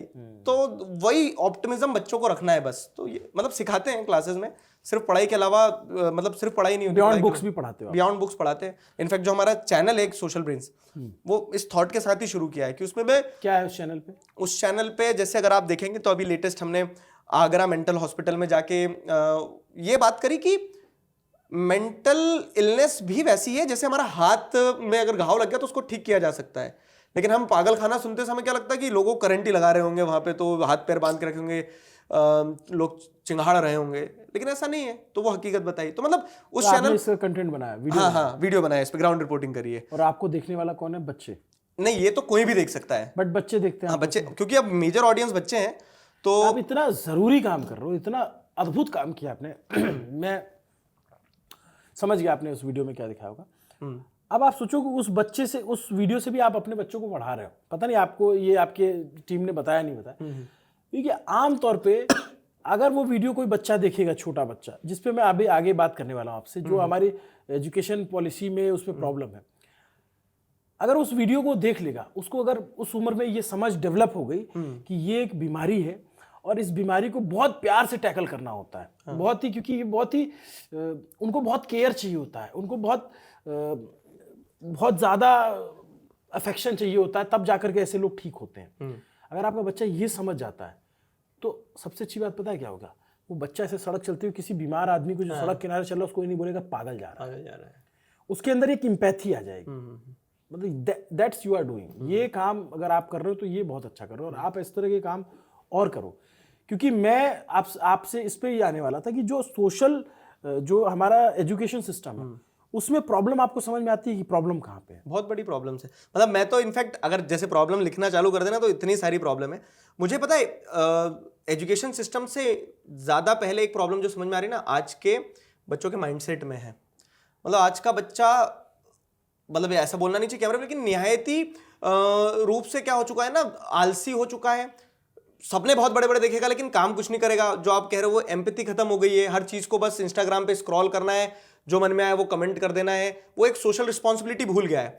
और ऐसी दिमाग लगी पीढ़ी के साथ हम देश बहुत मजबूत नहीं बना सकते हैं, ये भी एक फैक्ट है। तो हमारा काम बस वहां पे वही है कि वो क्या बोल सकते हैं कि एंटी डर्माइट स्प्रे का, कि हम वो सेंसिटिविटी डेवलप कर दें किसी तरह से। बिल्कुल। पढ़ाई में ये बता दें कि यार जीवन का सार कुछ और भी है। जीवन अपने लिए नहीं जीना होता है, दूसरों के लिए जीना होता है। तो सबसे पहले तो जनरेशन में प्रॉब्लम है। और एजुकेशन सिस्टम की प्रॉब्लम्स की अगर बात करना शुरू करते तो धागे खुलते चले जाएंगे। लेकिन अब यह है कि एक एक करके उन पे काम किया जाएगा और एक एक करके बात भी कर सकते हैं। जैसे मैं आपको एक आध टॉपिक बताऊं, मतलब अपन बातचीत इस लाइन में खुली गई है कि जैसे हम बड़े हुए ना, हमें ये चीजें नहीं बताई गई थी और हमें ये फिर बहुत देर बाद पता चला, तो कई बार अफसोस होता है। कई बार देखते हैं कि बहुत कुछ जातियां ऐसी हैं जिनके नाम को जो है गाली के तौर पे बच्चे यूज करने लग जाते हैं। ठीक है। जैसे किन्नर समाज है, उसके लिए वर्ड जो डेरोगेटरी है, जो उनको बुरा लगता है, वो शब्द हम इस्तेमाल करने लग जाते हैं और हमें ये पता नहीं होता कि हम ये बुरा कर रहे हैं या ये गलत कर रहे हैं। या हमें ये नहीं पता चलता कि जब तक हम पढ़ रहे होते हैं कि नहीं, हमारी ये जिम्मेदारी है कि हम अपने आसपास की चीजों को साफ सुथरा रखें। या हम ये नहीं सीख पाते हैं कि नहीं, हमें जो है किसी लड़की को राह चलते उसको किसी बात को लेकर के, अगर हम बच्चों में ये समझ नहीं आ पाती कि लड़कियों के जैसे सेंस होते हैं वो बहुत ज्यादा होते हैं। उनको बहुत देर से समझ में आता है लड़कों को। वो आपस में भी खुसफुस करेंगे तो जो लड़की वहां खड़ी होगी उसको वो समझ में आता है कि हमारे बारे में बात करें। ये जो एजुकेशन सिस्टम की प्रॉब्लम, ऐसे बहुत सारे ग्रे एरियाज हैं। मतलब ऐसे पीरियड्स को एक टैबू बना दिया जाता है। तो इन सब को कैसे टैकल करोगे आप लोग? मतलब इस पे आपको जरूर काम करना चाहिए कि ये सेंसिटिविटी बच्चों में आ जाए। मतलब मैं इसको आपको एक एग्जांपल से बताता हूँ। क्लास 9th में एक चैप्टर है पॉपुलेशन चैप्टर, और उस पॉपुलेशन चैप्टर में एक सेगमेंट है जहाँ पे एडोलेसेंट पॉपुलेशन का पैराग्राफ है। एक पैराग्राफ है एनसीईआरटी ज्योग्राफी की किताब में लास्ट। तो अब जब वो टॉपिक आता ना, तो उस टॉपिक में बताया गया है कि कैसे एडोलेसेंट पॉपुलेशन जो है 12 से 19 साल की, वो हमारे देश के लिए बहुत महत्वपूर्ण है। और इतना लिख के वो पैराग्राफ एंड हो रहा है, मतलब कि उनको हमें उन पे फोकस करना चाहिए। तो फोकस करना चाहिए तो क्या? तो मैं ना क्लास में बोलता हूँ ये कि जैसे पीरियड्स की अगर बात कर रहे हैं हम, तो हुआ क्या है ना कि इस चीज को अगर डिस्कस नहीं करोगे तो लड़कों को हमेशा लगेगा कि पीरियड्स लड़कियों की ही समस्या है। अब उन्हें ये नहीं पता लड़कों को कि वो किस चीज से गुजर रही होती हैं, क्रैम्प्स होते हैं, सारी चीजें। गधे अगर वो हो नहीं तो तुम पैदा ही नहीं हुए होते। ऑब्वियस है, हाँ ऑब्वियस है। तो ये चीज लड़कों को भी बताई जानी जरूरी है कि उन्हें सेंसिटिवाइज तो किया जाए उस चीज से कि एक लड़की है तो वो उस चीज से डील कर रही है, तो आपको वहां थोड़ा सा सेंसिटिव होना होगा। अच्छी चीज ये है क्योंकि जब ये चीज क्लास में डिस्कस होगी, मैंने एक दिन एक क्लास में बड़ा सिंपल एग्जांपल बताया।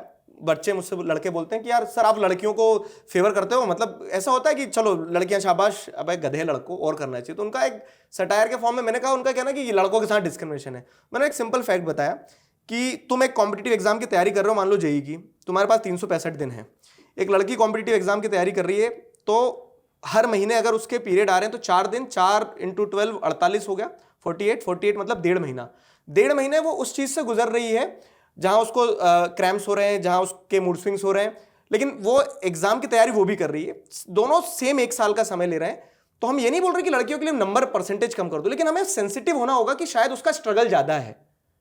तो जब आप ये चीजें क्लास में बताते हो ना, तो मार्क्स आए ना आए उसके अलावा, लेकिन ये जरूर क्लियर हो जाता है कि हाँ आप एक ऐसी जनरेशन बना रहे हो जो थोड़ी सी सेंसिटिव है चीजों को लेकर। पीरियड्स एक मुद्दा है, वैसे ही सेक्स एजुकेशन हो गया, वैसे ही LGBTQ कम्युनिटी हो गई है। मतलब ये बहुत नॉर्मल है कि मजाक उड़ा दिया, जैसे मीठा शब्द बहुत आसानी से इस्तेमाल कर लेते हैं, लेकिन वो किसी की एक सेक्सुअल आइडेंटिटी है, उसको समझना, उसके टुवर्ड्स सेंसिटिव होना, ये अपने आप में एज ए सिविलाइजेशन ग्रो होने का वो है। और फिर होता क्या है ना, इन चीजों में जितना सेंसिटिविटी कम है उससे ही ज्यादा एग्रेसिव वो हो जाता है किस पे, कास्ट हो गया, रिलीजन हो गया, इन मुद्दों पे। और वो वहीं से बच्चा बिगड़ता है 10वीं 11वीं 12वीं से, कि उसको प्रोवोक करो तो वो आपके लिए एक बोल सकते हैं ना कि एक आर्मी तैयार करता है कि हाँ बस इसको फ्यूल करना है या दंगे कर देगा। तो वहां लोगों को अगर आप सही तरह से ट्रेन कर दे रहे हो गीली मिट्टी को, तो टीचर होना हमारे लिए क्या हो जाता है ना, सक्सेसफुल हो जाता है कि हाँ सही टीचर हो गए। नहीं, ये बहुत जरूरी। एक बात बताओ, जैसे इस पे तो आपको, आप लोगों को, या जितने भी टीचर कम्युनिटी या जो भी इन्फ्लुएंसर लोग हैं, उनको तो खूब काम करना चाहिए, क्योंकि इतना ज्यादा, मतलब ये जब तक समझ में आता है तब तक हम कई बार बहुत सारी चीजें बिगाड़ चुके होते हैं, हाँ, है ना। और आपने जैसे कास्ट वाले को बोला, मैं एक चीज जानना चाहता हूँ, जो वीकर सेक्शन है, जो पढ़ने में मतलब जिनके पास पैसे नहीं है इतना, जिनके पास कोचिंग जाने तक के पैसे नहीं, स्कूल जाने तक के पैसे नहीं, लेकिन उनके बहुत इंस्पिरेशन होते हैं, और खास करके जो बहुत सारी वीकर कास्ट हैं, मतलब जिन्होंने बहुत सदियों से, सालों से डिस्क्रिमिनेशन झेला है, तो आपकी कोचिंग ऐसा उनके लिए कुछ करती है कि मतलब हम उनको लेकर आए, उनको पढ़ाएं, उनको प्रमोट करें? अभी तो हम उस स्तर पे हैं जहां हमने बढ़ना शुरू ही किया है जैसे, लेकिन हाँ जैसे आपने पॉइंट बोला, तो ये हमारे दिमाग में जरूर है कि हम क्या कर सकते हैं। तो अभी एग्जैक्टली आज की तारीख में तो कुछ है नहीं, लेकिन इस इंटरव्यू के थ्रू, मतलब ये आपने जो पॉइंट कहा ना, तो ये हमारे दिमाग में जरूर है कि हमें कुछ करना है इन सेक्शंस के लिए भी। तो इन सेक्शंस के लिए जब कुछ करना है तो उसमें अलग अलग लेवल पे हम प्लानिंग कर रहे हैं। जैसे हमने कास्ट स्पेसिफिक तो अभी ऐसा कुछ नहीं किया है, लेकिन हाँ जो बच्चे अच्छा परफॉर्म कर रहे हैं तो उनके लिए हम कुछ आउटरीच प्रोग्राम्स शुरू करने वाले हैं, जिससे क्या हो कि उन बच्चों को रियल लाइफ एक्सपोजर मिले। तो वो एक पाइपलाइन में प्रोजेक्ट है हमारा, जिसमें हम क्या करवाएंगे, बच्चों को रियल लाइफ इंस्टीट्यूशन जैसे पार्लियामेंट वगैरह विजिट करवाएंगे on the basis of their performance. दूसरी चीज जो आप कह रहे हैं कि वीकर सेक्शंस के लिए, तो अब स्कूल्स अडॉप्ट करने का हमारा एक इनिशिएटिव अभी शुरू करने वाले हैं। ये क्या है? हाँ, जिसमें हम ये देखेंगे कि ऑनलाइन के माध्यम से अब गांव तक तो पहुंच गए हो, लेकिन गांव में भी अभी एक बहुत बड़ा वर्ग ऐसा है जिनके पास में मोबाइल्स नहीं है, जिनके पास में हो सकता है कि टैबलेट्स नहीं हो, लैपटॉप नहीं हो, इंटरनेट नहीं हो।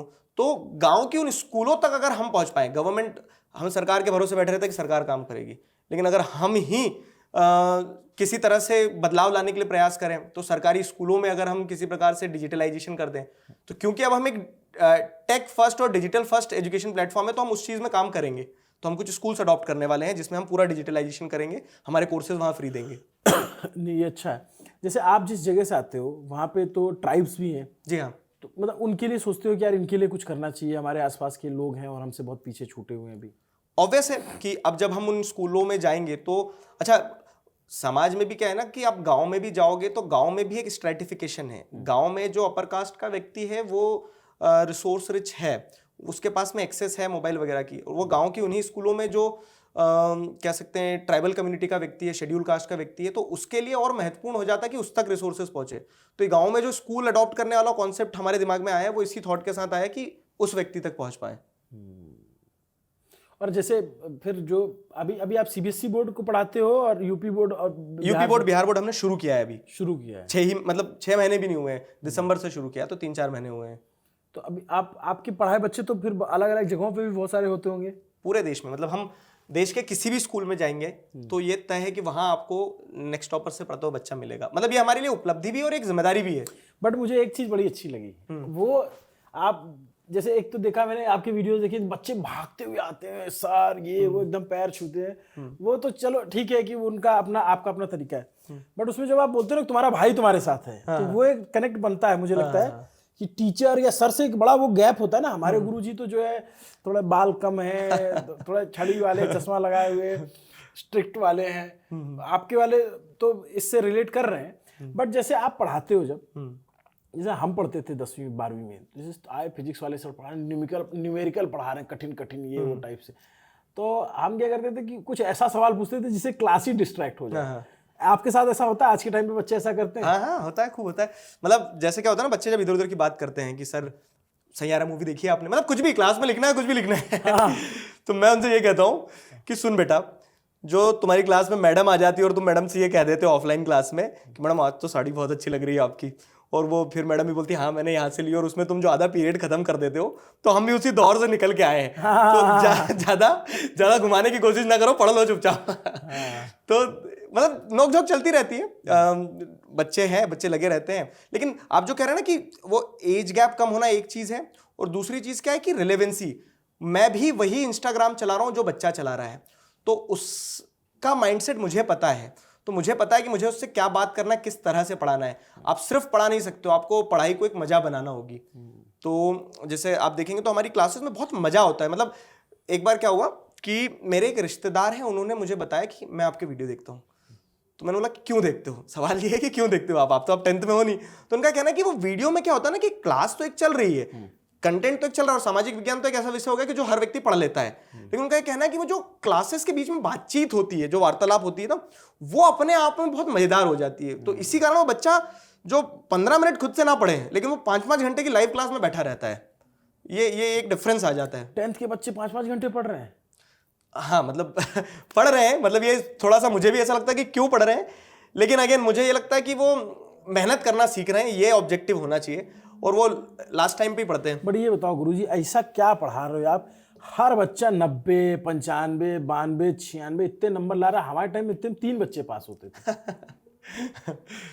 तो कुछ अलग नहीं है, और मतलब इसी कारण से क्या होता है ना, जैसे एक बार क्या हुआ कि मैं ये सवाल, इसमें एक एडिशनल सवाल भी जोड़ देता हूँ कि क्या ये बच्चों में आपसी कंपटीशन को बहुत ज्यादा नहीं बढ़ा रहा है? मतलब मेरे 96 आ गए, मेरे 95 आ गए, इसको मतलब इसको जोड़ते हुए बताइएगा।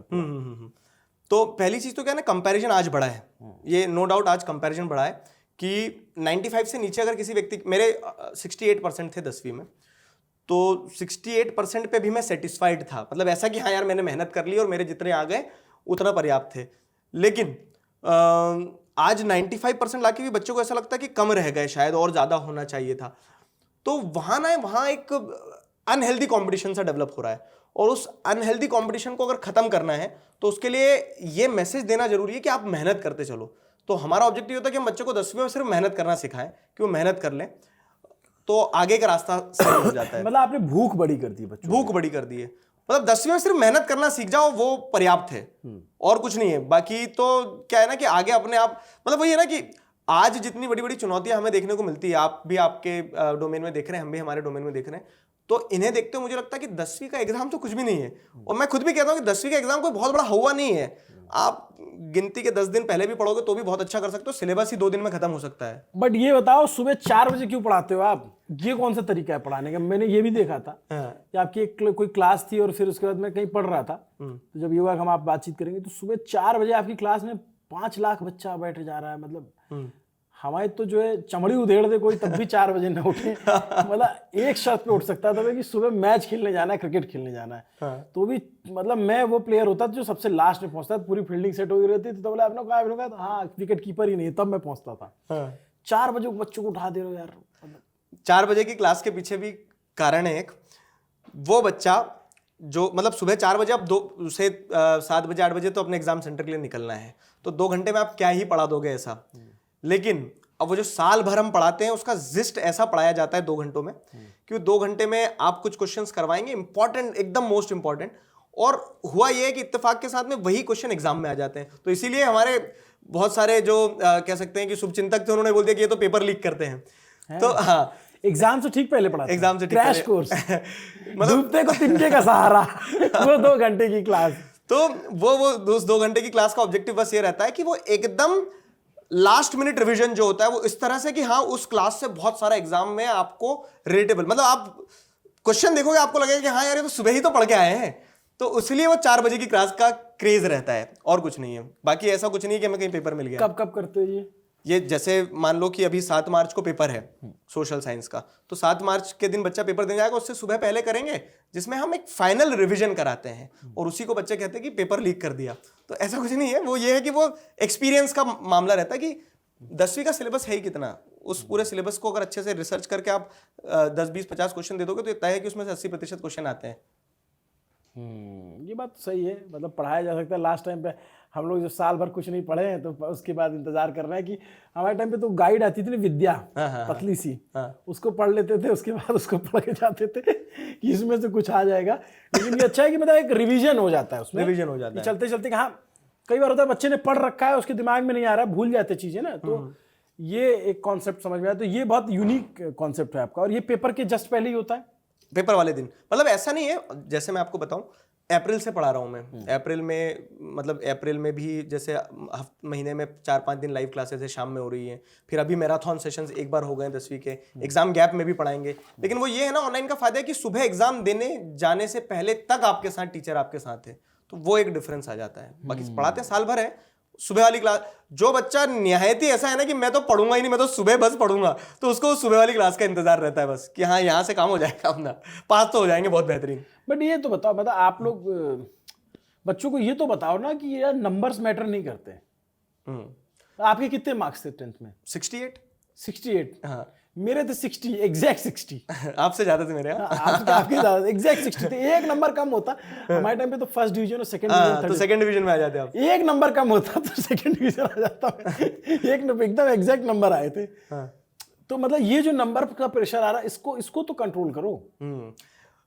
नंबर का प्रेशर भी ना हम ही लोगों ने क्रिएट किया है।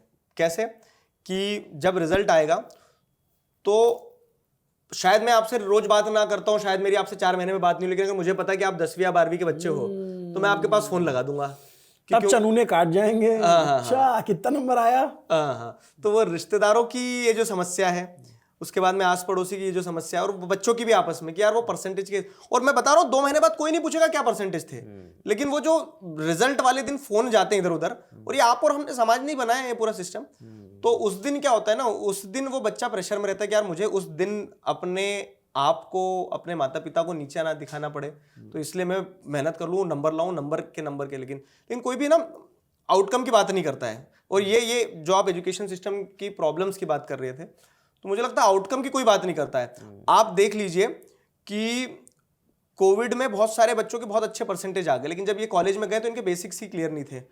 वहां ये बहुत बड़े बड़े चैलेंजेस फेस कर रहे हैं, इनको बेसिक्स ही नहीं पता है, तो इन्हें 10वीं की मैथ्स फिर से पढ़ाई जानी पड़ रही है, इन्हें बेसिक साइंस के कॉन्सेप्ट्स नहीं पता है, तो कॉलेज में जाके फिर ये वापस से रिवाइज कर रहे हैं चीजें। तो परसेंटेज पे तो फोकस करा, ओपन बुक एग्जाम्स हुए, सबने दिए, आधे यूनिवर्सिटी के बच्चे, आधे स्कूल के बच्चे कोविड टाइम में ऐसे ही पास हो गए, लेकिन आउटकम पे फोकस नहीं किया तो वो बैक टू जीरो हो गया सारा।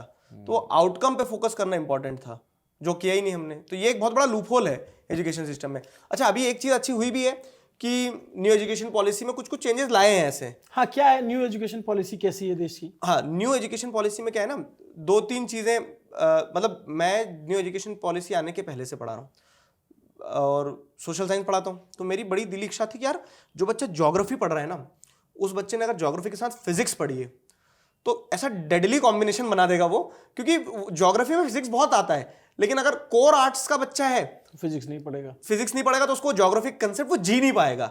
और फिजिक्स का बच्चा तो फिजिक्स पढ़ा, लेकिन वो होते हुए फिनोमिनाज नहीं समझ पाता कि कोरियोलिस फोर्स कैसे काम करता है, क्यों साउथ वेस्ट मानसून आता है, क्यों नॉर्थ ईस्ट विंड चलती है। लेकिन अगर इन दोनों को एक साथ पढ़ा दिया तो मजा आएगा। और न्यू एजुकेशन पॉलिसी में यही हुआ कि इंटरडिसिप्लिनरी तरीके से आप पढ़ सकते हो। तो ये कुछ चीजें ऐसी हो रही है जो थोड़ा सा आउटकम ओरिएंटेड हो रही है, तो और वो होना भी चाहिए, तो हमें उस पर फोकस की जाना चाहिए। नहीं, ये तो अच्छी चीज है कि मतलब सब चीज पढ़ लेना चाहिए। पढ़ाई, और मैं तो जैसे जो जर्नलिस्ट भी बनने की बात कहते हैं, मैं उनसे कहता हूँ कि भाई ये जो कोर्स की किताब है इसको कम पढ़ो, जो आसपास की चीजें उसको ज्यादा पढ़ो। आपका इंटरेस्ट अगर जिसमें है तभी एक सजग नागरिक बनेगा। सिर्फ पढ़ना ही नहीं ना, किताब पढ़ के फिर जाकर के कहीं 9 to 5 जॉब कर रहे हो तो उसका क्या मतलब। खैर, ये तो हो गई पढ़ाई लिखाई और एजुकेशन की बात। अब ये बताओ, जो आपकी एंटरप्रेन्योरशिप जर्नी है, जो आप हमसे काफी टाइम पहले शुरू कर चुके हो और हमने अभी शुरू की है, वो जर्नी कैसी रही? वो कैसे चलता? 3 पार्टनर हैं, डिसीजन लेना है, कभी कॉन्फ्लिक्ट होते हैं, कैसे इन्वेस्ट करना है, कहाँ पे पैसे लगाने हैं, कहाँ बिलबोर्ड लगेगा, कहाँ पोस्टर चिपकेगा, मतलब जो भी है, जो भी खर्च है जो आ रहा है, वो थोड़ा समझाओ। मैं आपको बता रहा हूँ जेन्युइनली, हम तीनों में से कोई भी ये काम पहले नहीं करके आया है।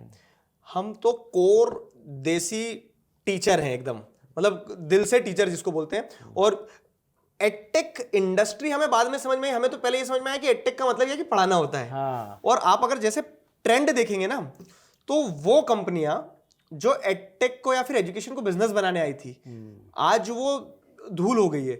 और वो कंपनियां जहां पे एक टीचर ने चीजों को आगे बढ़ाने की कोशिश करी, जिसमें बच्चों को पहले रखा है, वही सरवाइव कर पा रही है।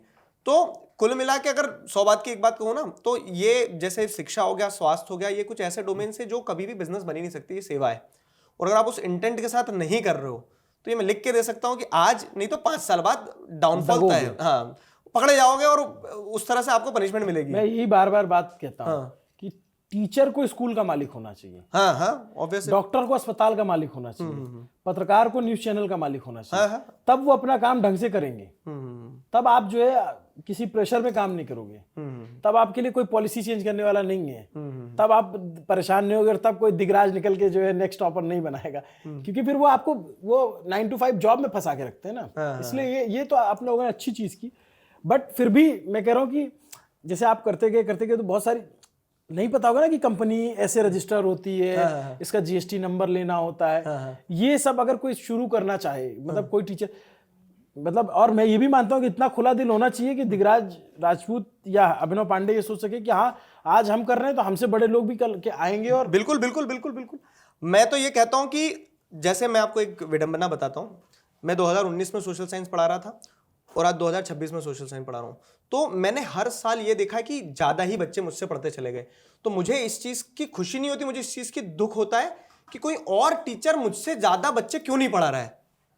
मतलब एक अकेले, और इसी कारण मैं रिटायरमेंट नहीं ले पाऊंगा ऐसे तो कभी मुझे, और मैं लेना भी नहीं चाहता हूँ, मैं पढ़ाते रहना चाहता हूँ हमेशा, तो पढ़ाने की उम्र है मैं हमेशा पढ़ाते रहना चाहता हूँ। लेकिन मेरा पॉइंट ये कि एक बात बताओ, आप पूरी कर लो बात, फिर मेरे दिमाग में सवाल आ गया। हाँ, तो मेरा पॉइंट ये है कि और अच्छे, मतलब आप भी चाहेंगे कि और आप ही की तरह और लोग आए जो मीडिया को और मजबूत बनाए। तो मैं हमेशा चाहूंगा कि मेरी तरह और टीचर आए सोशल साइंस के, जो सोशल साइंस को, मतलब बच्चों को मोहब्बत करवा दे उस विषय से, तो वो तो हमेशा चाहेंगे। मेरा तो सपना है, मैं बार बार सौरभ से भी कहता हूँ कि अगर आज के टाइम में मीडिया की बहुत सारी छवि कैसे बन गई सब जानते हैं, मतलब इसमें कोई कमेंट करने वाली बात नहीं। मैं ये बार बार कहता हूँ हम लोगों ने अगर बिगाड़ा है, मतलब हम लोग, मतलब इन द सेंस कि हमारे आसपास के लोगों, तो हम ही लोग इसकी छवि सुधारेंगे, हम ही लोग फिर से वो भरोसा डेवलप करेंगे, हम ही लोग कहेंगे हाँ लोग मान सकेंगे ये हमारे लोग हैं और हमारे लिए सवाल पूछेंगे। तो ये थॉट प्रोसेस तो होना ही चाहिए। बिल्कुल। आप कुछ सवाल कह रहे थे। हाँ, आपने कहा रिटायरमेंट, भाई अभी तो आपकी शादी की उम्र हो रखी है क्या सवाल पूछा है जिसको लेकर ये इसमें मजा आ जाएंगे बच्चों को। हाँ। ये सवाल तो मेरे से हर दिन क्लास में होता है, घर में होता है, हर जगह होता है। हाँ। और दुनिया की सारी ताकत लगी है कि दिगराज सिंह राजपूत की शादी करा दो, पूड़ी खाने के लिए तुम्हारी पूड़ी के चक्कर में अगला आदमी अपना केक कटवा ले बताओ। तो मुझे ऐसा लगता है कि जैसे एक बड़ी सी वो है कि क्या बोलते हैं कि आप दुनिया की हर चीज को चेस करो मौत और प्रेम के अलावा, क्योंकि ये जब होना है तब हो जाएगा।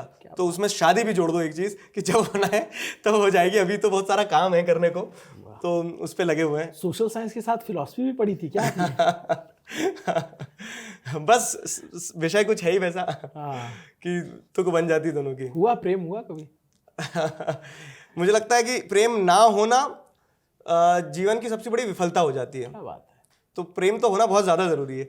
अगर आपने जीवन में प्रेम नहीं किया तो आप इंसान ही नहीं बन पाओगे, मुझे ऐसा लगता है। और मतलब खूब करो, रच के करो, क्योंकि मतलब ये शायद बच्चे मुझसे पहली बार सुन रहे होंगे, लेकिन बिना प्रेम के जीवन का सार ही नहीं है। अगर सही व्यक्ति है आपके साथ तो आपको एहसास होगा कि आप सही व्यक्ति के कारण हो जो हो। ये बात तो है। आपको एक अलग इंसान आप अलग इंसान बन जाते हो। आपका देखने समझने का नजरिया बदल जाता है चीजों को। तो उस प्रेम को जो है आपका, उसको जो है शादी के कार्ड पे कब छपवा रहे हो ये तो समय पे निर्भर करता है। तो लव मैरिज में बिलीव करते हो या अरेंज मैरिज में?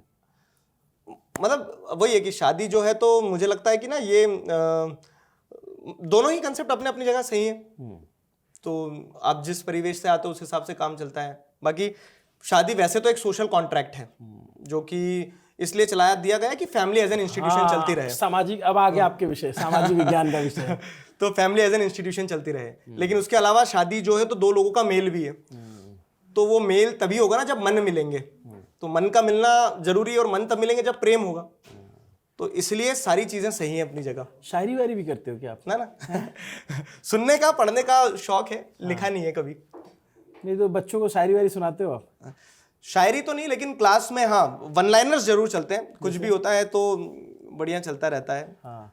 जैसे ऐसा बच्चे बहुत सी बार ये कह देते हैं ना कि ये कमी रह गई सर हमें, क्वेश्चंस नहीं हो रहे हैं, कॉन्फिडेंस नहीं आ रहा है। तो मैं इनसे ये कहता हूँ कि ऐसा कौन है जिसमें कमी नहीं? आसमां के पास भी जमीन नहीं। तो वो सब हमारे इम्परफेक्शंस के साथ ही परफेक्ट है, हम तो उन्हें कैरी करते रहना है। ये बात तो सही है कि मतलब कमी तो हर किसी में है और हर समय सुधार की गुंजाइश रहती है हमेशा जो है। अभी जैसे आप अब 3 पार्टनर्स मिलके आप चला रहे हो इसको, हमने लंबी बातचीत कर ली है। मैं अब हम लोग उत्तरार्ध की ओर हैं, लेकिन मैं फिर भी ये जानना चाहता हूँ कि जो नेक्स्ट टॉपर है, कभी क्या ऐसा हो सकता है कि वो ऑफलाइन क्लासेस भी चलाना शुरू कर दे, या 9th-10th के बाद वो फिर आगे IIT JEE या फिर और भी कोचिंग पढ़ाना शुरू कर दे? और मैं ये बार बार कहता हूँ सिर्फ कोचिंग मत पढ़ाइए, मतलब पढ़ाइए मत। पढ़ना और गढ़ना दो अलग चीज़ होती है, आप लोग गढ़िए बच्चों को। तो ऐसा कोई प्लान है? हाँ बिल्कुल, जैसे अभी तक हम स्कूल में देश का सबसे बड़ा प्लेटफॉर्म है, जैसे 9th-10th की बात आती है तो अब हमारा अच्छी चीज़ क्या है ना, हमारे ऊपर कोई इन्वेस्टर नहीं है, हमारे ऊपर कोई प्रेशर नहीं है, तो हम वो करते हैं जो मन करता है। मतलब कोई बताने वाला नहीं है कि ये करो, इसमें प्रॉफिट है, इसमें लॉस है, ये वो, हर वो चीज़ जिसमें बच्चों का भला है वो प्रॉफिट है। तो अब हमारे पाइपलाइन में ये है कि हम पहले ये चाह रहे थे कि हम स्कूल में ही पढ़ाएं बच्चों को, क्योंकि स्कूल ज़रूरी है, वहाँ से वो गिली मिट्टी शेप लेती है। लेकिन फिर हमें रियलाइज़ हुआ कि नहीं, लोगों ने क्वेश्चन उठाया कि JEE नीट तो करवा नहीं सकते हो, तो अभी हम मिशन जीत करके जो प्रोग्राम है हमारा, जिसमें हम JEE और नीट के लिए बेहतरीन टीचर्स की टीम बना के बच्चों को JEE नीट भी पढ़ाएंगे। अगेन ऑब्जेक्टिव वही रहेगा कि बच्चा सबसे पहले होना चाहिए, तो वो बच्चा सबसे पहले उस थॉट के साथ में JEE नीट चालू कर रहे हैं, तो आगे भी बहुत कुछ करेंगे। तो अभी सिर्फ शुरुआत है मुझे लगता है, और हमें कोई जल्दी नहीं है, हमें कोई भागना नहीं, हमें कोई किसी रेस में किसी से आगे नहीं लेना, किसी कोई वैल्यूएशन नहीं लेना है। मतलब ये है सिंपल कि अगर हम 10 रुपए खर्च करें तो हमें 11 कमाना पड़ेगा, क्योंकि हमारा कोई माई बाप नहीं है कि जो हमें फंडिंग देके बैठा है, तो 11 रुपए कमाना होगा ताकि वो सिस्टम चलता रहे, और इसीलिए पैसे लेते हैं, कोर्सेज होते हैं। बाकी ये है कि वो 10 रुपए लिए तो उसमें 100 रुपए के लायक बच्चे की मदद भी होना चाहिए, तो उस थॉट के साथ लगे हुए हैं। मतलब शिक्षा वही है, सेवा है। आपने अच्छा कहा कि आपका कोई इन्वेस्टर नहीं, तो मन किया तो पढ़ाया, मन किया तो बच्चों से मौज मस्ती में बात भी कर ली, उनको मन किया तो किताब भी लिख दी।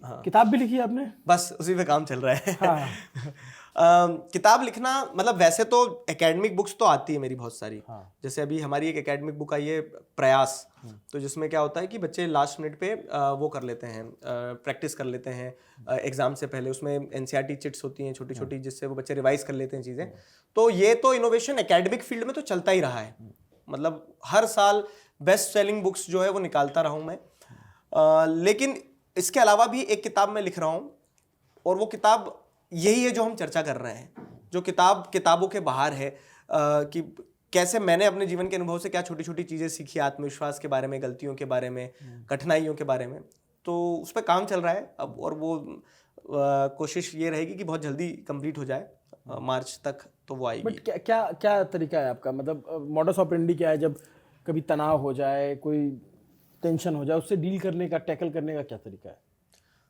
ये बहुत नॉर्मल है, मतलब जैसे सभी लोगों को समस्या होती है, सभी लोगों को तनाव होता है, तो वैसे ही मैं भी हूँ, होता है।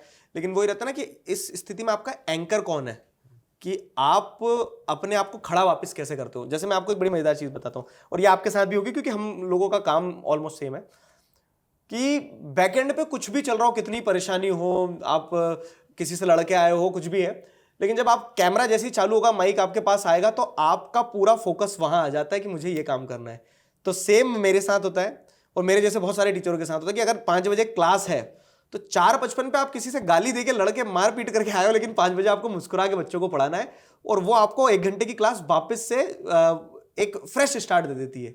तो तनाव से डील करने का एक ही तरीका है कि अपना काम, कि काम जो है वो आपको ट्रैक पे रखे रखता है। तो मैं बहुत मजे से पढ़ाता हूँ। मुझे अगर क्लास ना मिले ना तो प्रेशर महसूस होता है। बट जैसे क्लास लेते हो, जैसे आजकल के जो बच्चे हैं, मतलब यंग एज वाले, इनके तो नए नए शब्दावलियां भी आ गई हैं, आप वो सब समझ लेते हो? डिलुलू, सुलुलू, ये सब क्या क्या जेनजी वर्ड्स जो है। हाँ, और मजेदार चीज़ क्या है ना कि उनके, मतलब मैं बड़ा देसी आदमी रहा हूँ, ग्रामीण परिवेश से आते हैं, देसी खाना, देसी पीना, सब कुछ बढ़िया चलता है। लेकिन अब क्योंकि इन बच्चों के बीच में रहना है ना, तो जैसे इंस्टाग्राम के कमेंट्स से, इनके कभी किसी मेल से, इनकी जो if you know you know, तो वो जो छोटे छोटे टर्म्स आई के ऐसे क्या टर्म रहते हैं, I know you know, it's like, हाँ, जैसे मैंने एक वीडियो भी बनाया था कि जेनजी टर्म मुझे कितने आते हैं, मतलब बड़ा लाइट सा वीडियो था। तो वो सीखते रहना पड़ता है उनसे, और तभी वो कनेक्टिविटी बनी रहती है। हाँ बिल्कुल। तो और इन बच्चों से मैं कहता हूँ गो टच ग्रास। अब आप समझे टच ग्रास क्या है? नहीं। टच ग्रास मतलब जाओ बाहर की दुनिया देखो, तो ये टच ग्रास मतलब ये है। ओके। हाँ। और बताओ, थोड़ा और बताओ जेनजी वर्ड क्या चल रहा है। तो आप कितने गेस कर पाएंगे? कभी कोशिश कीजिएगा एक बार ऐसा कि कुछ जेनजी वर्ड लीजिएगा और उन्हें वो करने की कोशिश कीजिएगा कि कितने समझ पाए। जैसे ये टच ग्रास मेरे लिए बड़ा नया था, मुझे समझ नहीं आया था।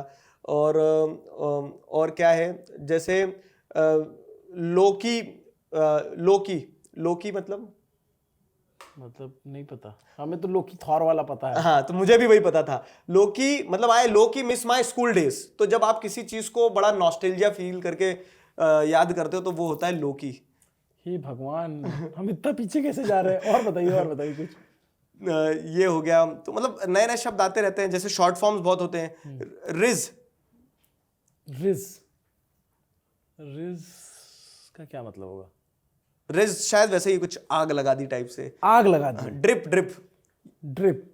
क्या होता है ड्रिप? ना ड्रिप मतलब फैशन स्टेटमेंट जो है आपका, कि आप बढ़िया लग रहे हो, अच्छी ड्रिप है।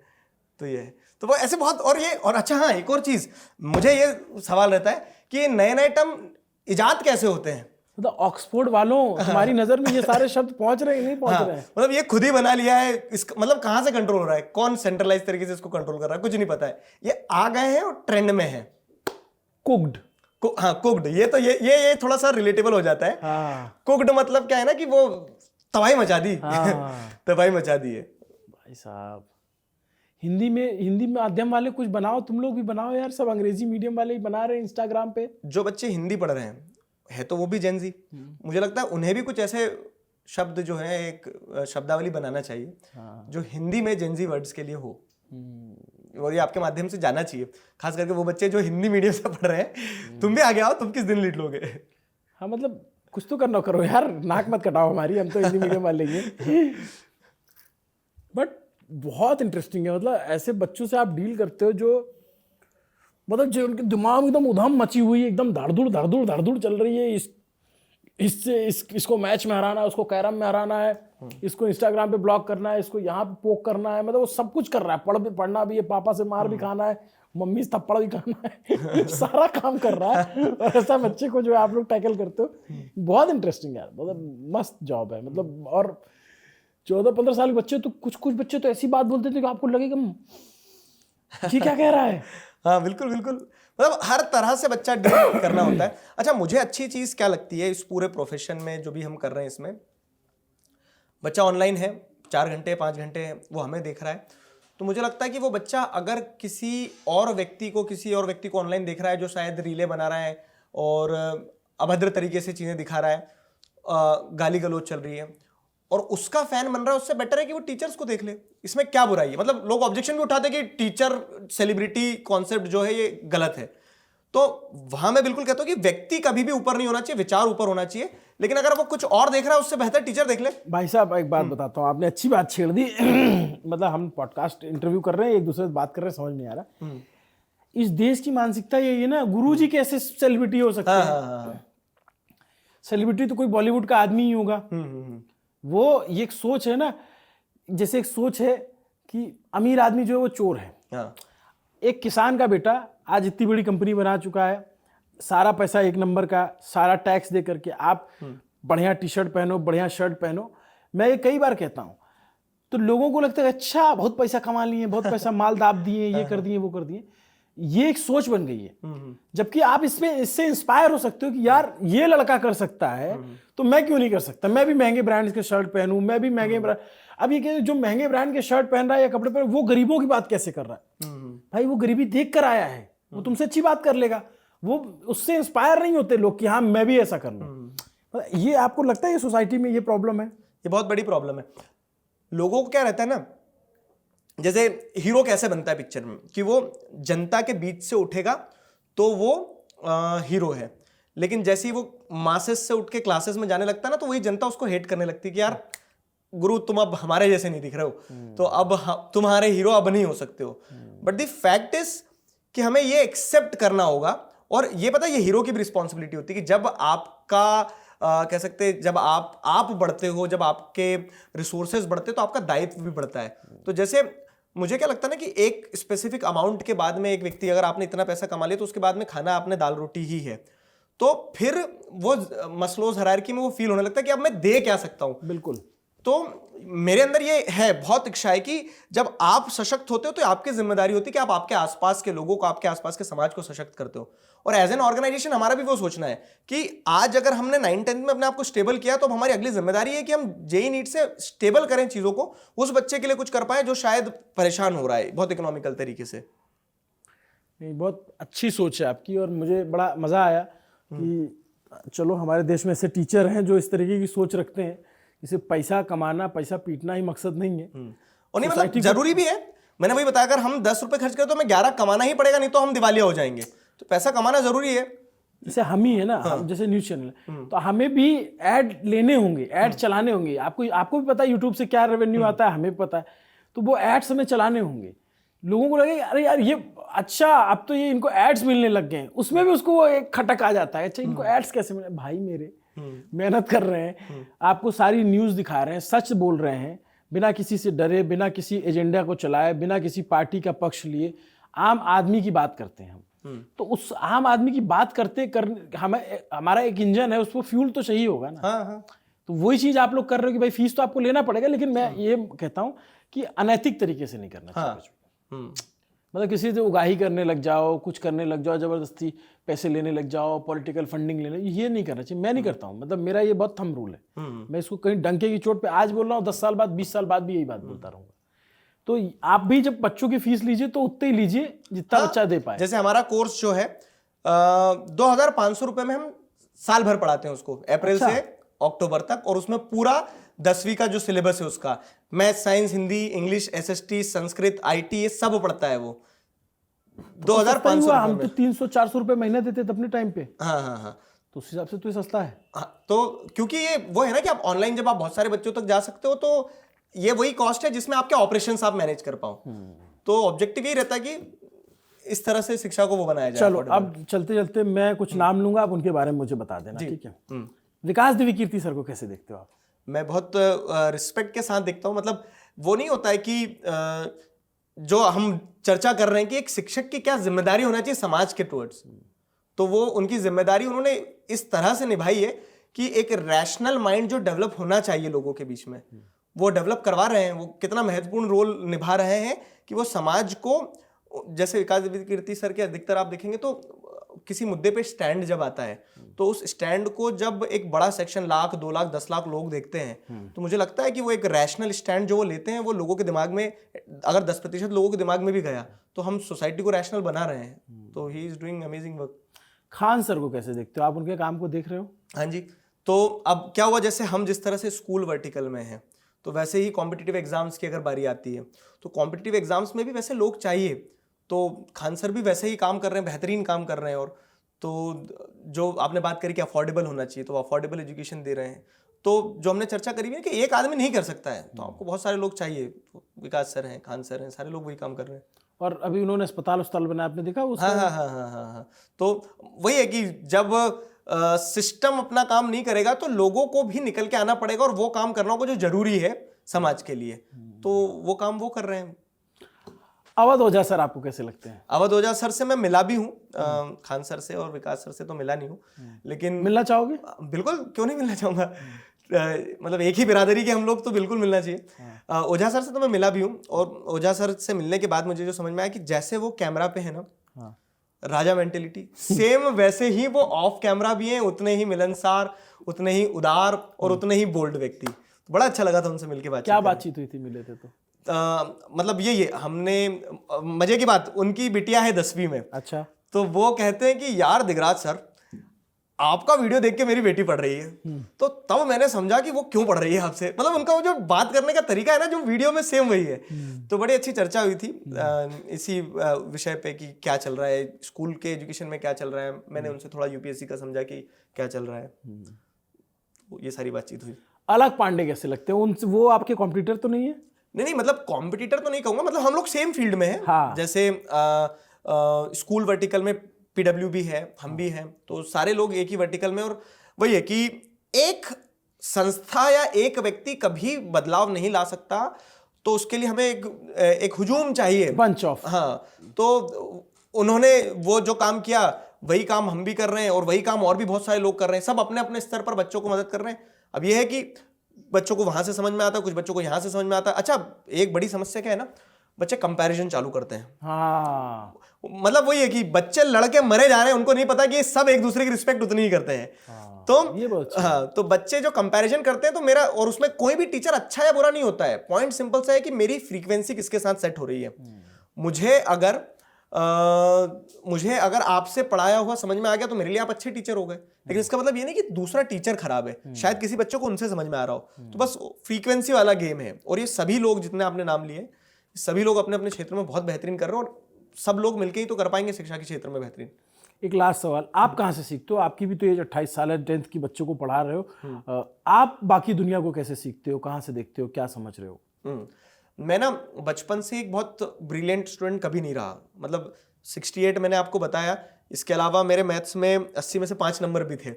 तो सफर बड़ा वैसा अच्छा कि मेरे भाई आप सोशल साइंस के, नहीं तो मेरे जैसा हाल होता, मेरे को भी मैथ में डब्बा गोल था, कुछ नहीं आता था। ये तो मतलब वो उसकी दूसरी कहानी है, कैसे कैसे पास हो गए। तो ठीक है, चल गया, बताओ प्लीज। तो मैं बहुत ब्राइट स्टूडेंट नहीं रहा, लेकिन मैं बहुत कीन ऑब्जर्वर रहा हूँ। छोटी छोटी डिटेल्स पकड़ना, चीजें सीखना, खुद से फिगर आउट करना, तो वो आज भी लर्निंग प्रोसेस कंटिन्यूस चलती रहती है। जैसे अब हम कंपनी चला रहे हैं, तो मुझे ये समझ में आया कि कंपनी चलाने में सबसे ज्यादा कठिन है लोगों को संभालना और लोगों को चलाना। तो वो भी मेरे लिए एक नई लर्निंग है। तो मुस्कुरा रहे हैं आप कैमरे की तरफ देख के, तो वो भी मेरे लिए एक लर्निंग है। तो लर्निंग जो कभी बंद नहीं होती। और मैं एक एकेडमिक कह सकते हैं डेप्थ वाला व्यक्ति हूँ, तो मैं पढ़ना हमेशा चालू रखता हूँ। जैसे मेरी पीएचडी चल रही है अभी, अच्छा, तो वो साथ में चल रही है, पढ़ा भी रहे हैं, काम भी कर रहे हैं। तो वो ये है कि कितना कर सकते हैं उतना करने की कोशिश कर रहे हैं। तो और किसको पढ़ते हो बुक्स में, किन राइटर्स को पढ़ना पसंद करते हो आप? मतलब ऐसा कोई स्पेसिफिक राइटर नहीं है, लेकिन हर डोमेन की बुक जो है वो पढ़ना। जैसे आप कह रहे हैं कि फिलॉसफी भी पढ़ते हो क्या, तो कहीं कहीं आप देखेंगे कुछ किताबों में बहुत गहराई है। मैंने अभी एक किताब जो मैं हमेशा कोट करता हूँ, गौर गोपाल दास जी की बुक है लाइफ्स अमेजिंग सीक्रेट। उसका मेरे एजुकेशन से, उसका मेरे एडटेक प्लेटफॉर्म से कहीं कुछ लेना देना नहीं है, लेकिन वो ह्यूमन रिलेशंस पे बहुत कुछ सिखा जाती है। तो ऐसे जो किताब मिल जाती है वो बच्चों को भी बताता हूँ, खुद भी पढ़ता हूँ। अच्छा करते हैं आप पढ़ते रहते हैं, क्योंकि पढ़ने से होता ये है, जैसे चैट जीपीटी पे हम सर्च करेंगे अभी, who is popularly known as godfather of SST, तो आपका नाम लिख कर आता है। ये इसमें क्या है कि देखो, दिगराज सिंह राजपूत विषय बहुत बड़ा है और मैं तो एक निमित्त मात्र हूँ। ये हुआ कैसे? ये हुआ ऐसे कि बच्चे जो है ना, ये सर्च करते हैं या फिर ये एडिट्स बनाते हैं इस तरह से, तो उसके चक्कर में उन्हें लगता है कि एसएसटी मतलब दिगराज सर ही है। बाकी ऐसा नहीं है, विषय है और विषय में बहुत सारे डोमेन्स हैं। हम तो सिर्फ एक कंट्रीब्यूशन देते चल रहे हैं अपना। अब वो हुआ ये कि बहुत सारे बच्चे पढ़ते हैं ना, तो वो उनका काम है बस कि सर्च कर करके उन्होंने उस चीज को भी वैसा बना दिया है। मतलब वो इतना सर्च करके लिख दिया है कि वो अब उसमें आने दिखने लग गया। जी जी, चलो, थैंक यू सो मच, बहुत मजा आया आपसे बातचीत करके। उम्मीद करता हूँ आपको भी मजा आया होगा। बहुत ज्यादा, बहुत ज्यादा। और मैं मतलब ये भी कहना चाहूंगा कि हर क्षेत्र में, जैसे जर्नलिज्म की अगर बात करें, तो हर क्षेत्र में क्या है ना, हमें लोग चाहिए होते जेन्युइन, जो अपने प्रोफेशन के साथ जस्टिस करें। तो अब हम पहली बार मिले, लेकिन पहली बार मिलने के बावजूद भी मैं ये दिल से महसूस कर पा रहा हूँ और ये मैं कहना भी चाहूंगा कि आप आपके प्रोफेशन के साथ जस्टिस कर रहे हैं। और अगर वो हर व्यक्ति कर दे, एक टीचर अपने प्रोफेशन के साथ कर दे, एक बिजनेसमैन, एक पॉलिटिशियन, एक डॉक्टर, एक इंजीनियर, तो मुझे नहीं लगता कि फिर किसी चीज की कमी रह जाएगी देश में। Thank you so much. मुझे भी आपसे मिलकर के ऐसा ही लगा, और बहुत अपनापन इसलिए लगा क्योंकि हम लगभग आसपास की उम्र के हैं और सामान्य परिवेश से निकले हैं और अपना काम कर रहे हैं, नौकरियां छोड़ करके। तो अंत में मैं फिर वही कहूंगा घूम फिर के कि नौकरी करो, पढ़ाई करो, सीखो, फिर कुछ ऐसा क्रिएट करो जो आपको सोसाइटी को आप पे कर सको, क्योंकि इस देश में हम रह रहे हैं, उस देश को हमें कुछ दे करके जाना चाहिए। Thank you so much. ये हमारा नया शो है टेबल टॉक, जिसमें सेटअप आपको ऑर्डिनरी सा दिखेगा, लेकिन बातें जो है हमारी अनऑर्डिनरी से होगी और कहीं से कहीं जा सकती हैं। तो आपको ये पूरी बातचीत में महसूस हुआ होगा। दिगराज सर के साथ हमने बातचीत की और हमने कहा कि ये प्रोग्राम किसी एक टीचर के साथ ही शुरू किया जाए, तो बहुत अच्छी बात रहेगी। आगे इस प्रोग्राम में बहुत सारे अलग अलग अपने क्षेत्र के जो भी अपनी अपनी विधा के लोग हैं, जिनको हम जानना चाहते हैं, जिनके बातों में हम डीप डाइविंग करना चाहते हैं, उनकी फील्ड को समझना चाहते हैं, उनको भी हम बुलाते रहेंगे। नमस्ते, अभिनव पांडे नाम है मेरा। देखते रहिए न्यूज़ पिंच। आपको ये पूरी बातचीत कैसी लगी कमेंट करके ज़रूर बताइएगा। एक बहुत ही मज़ेदार टीचर से हमने बात की, बहुत ही सजग और समाज को समझने वाले एक टीचर से बात की।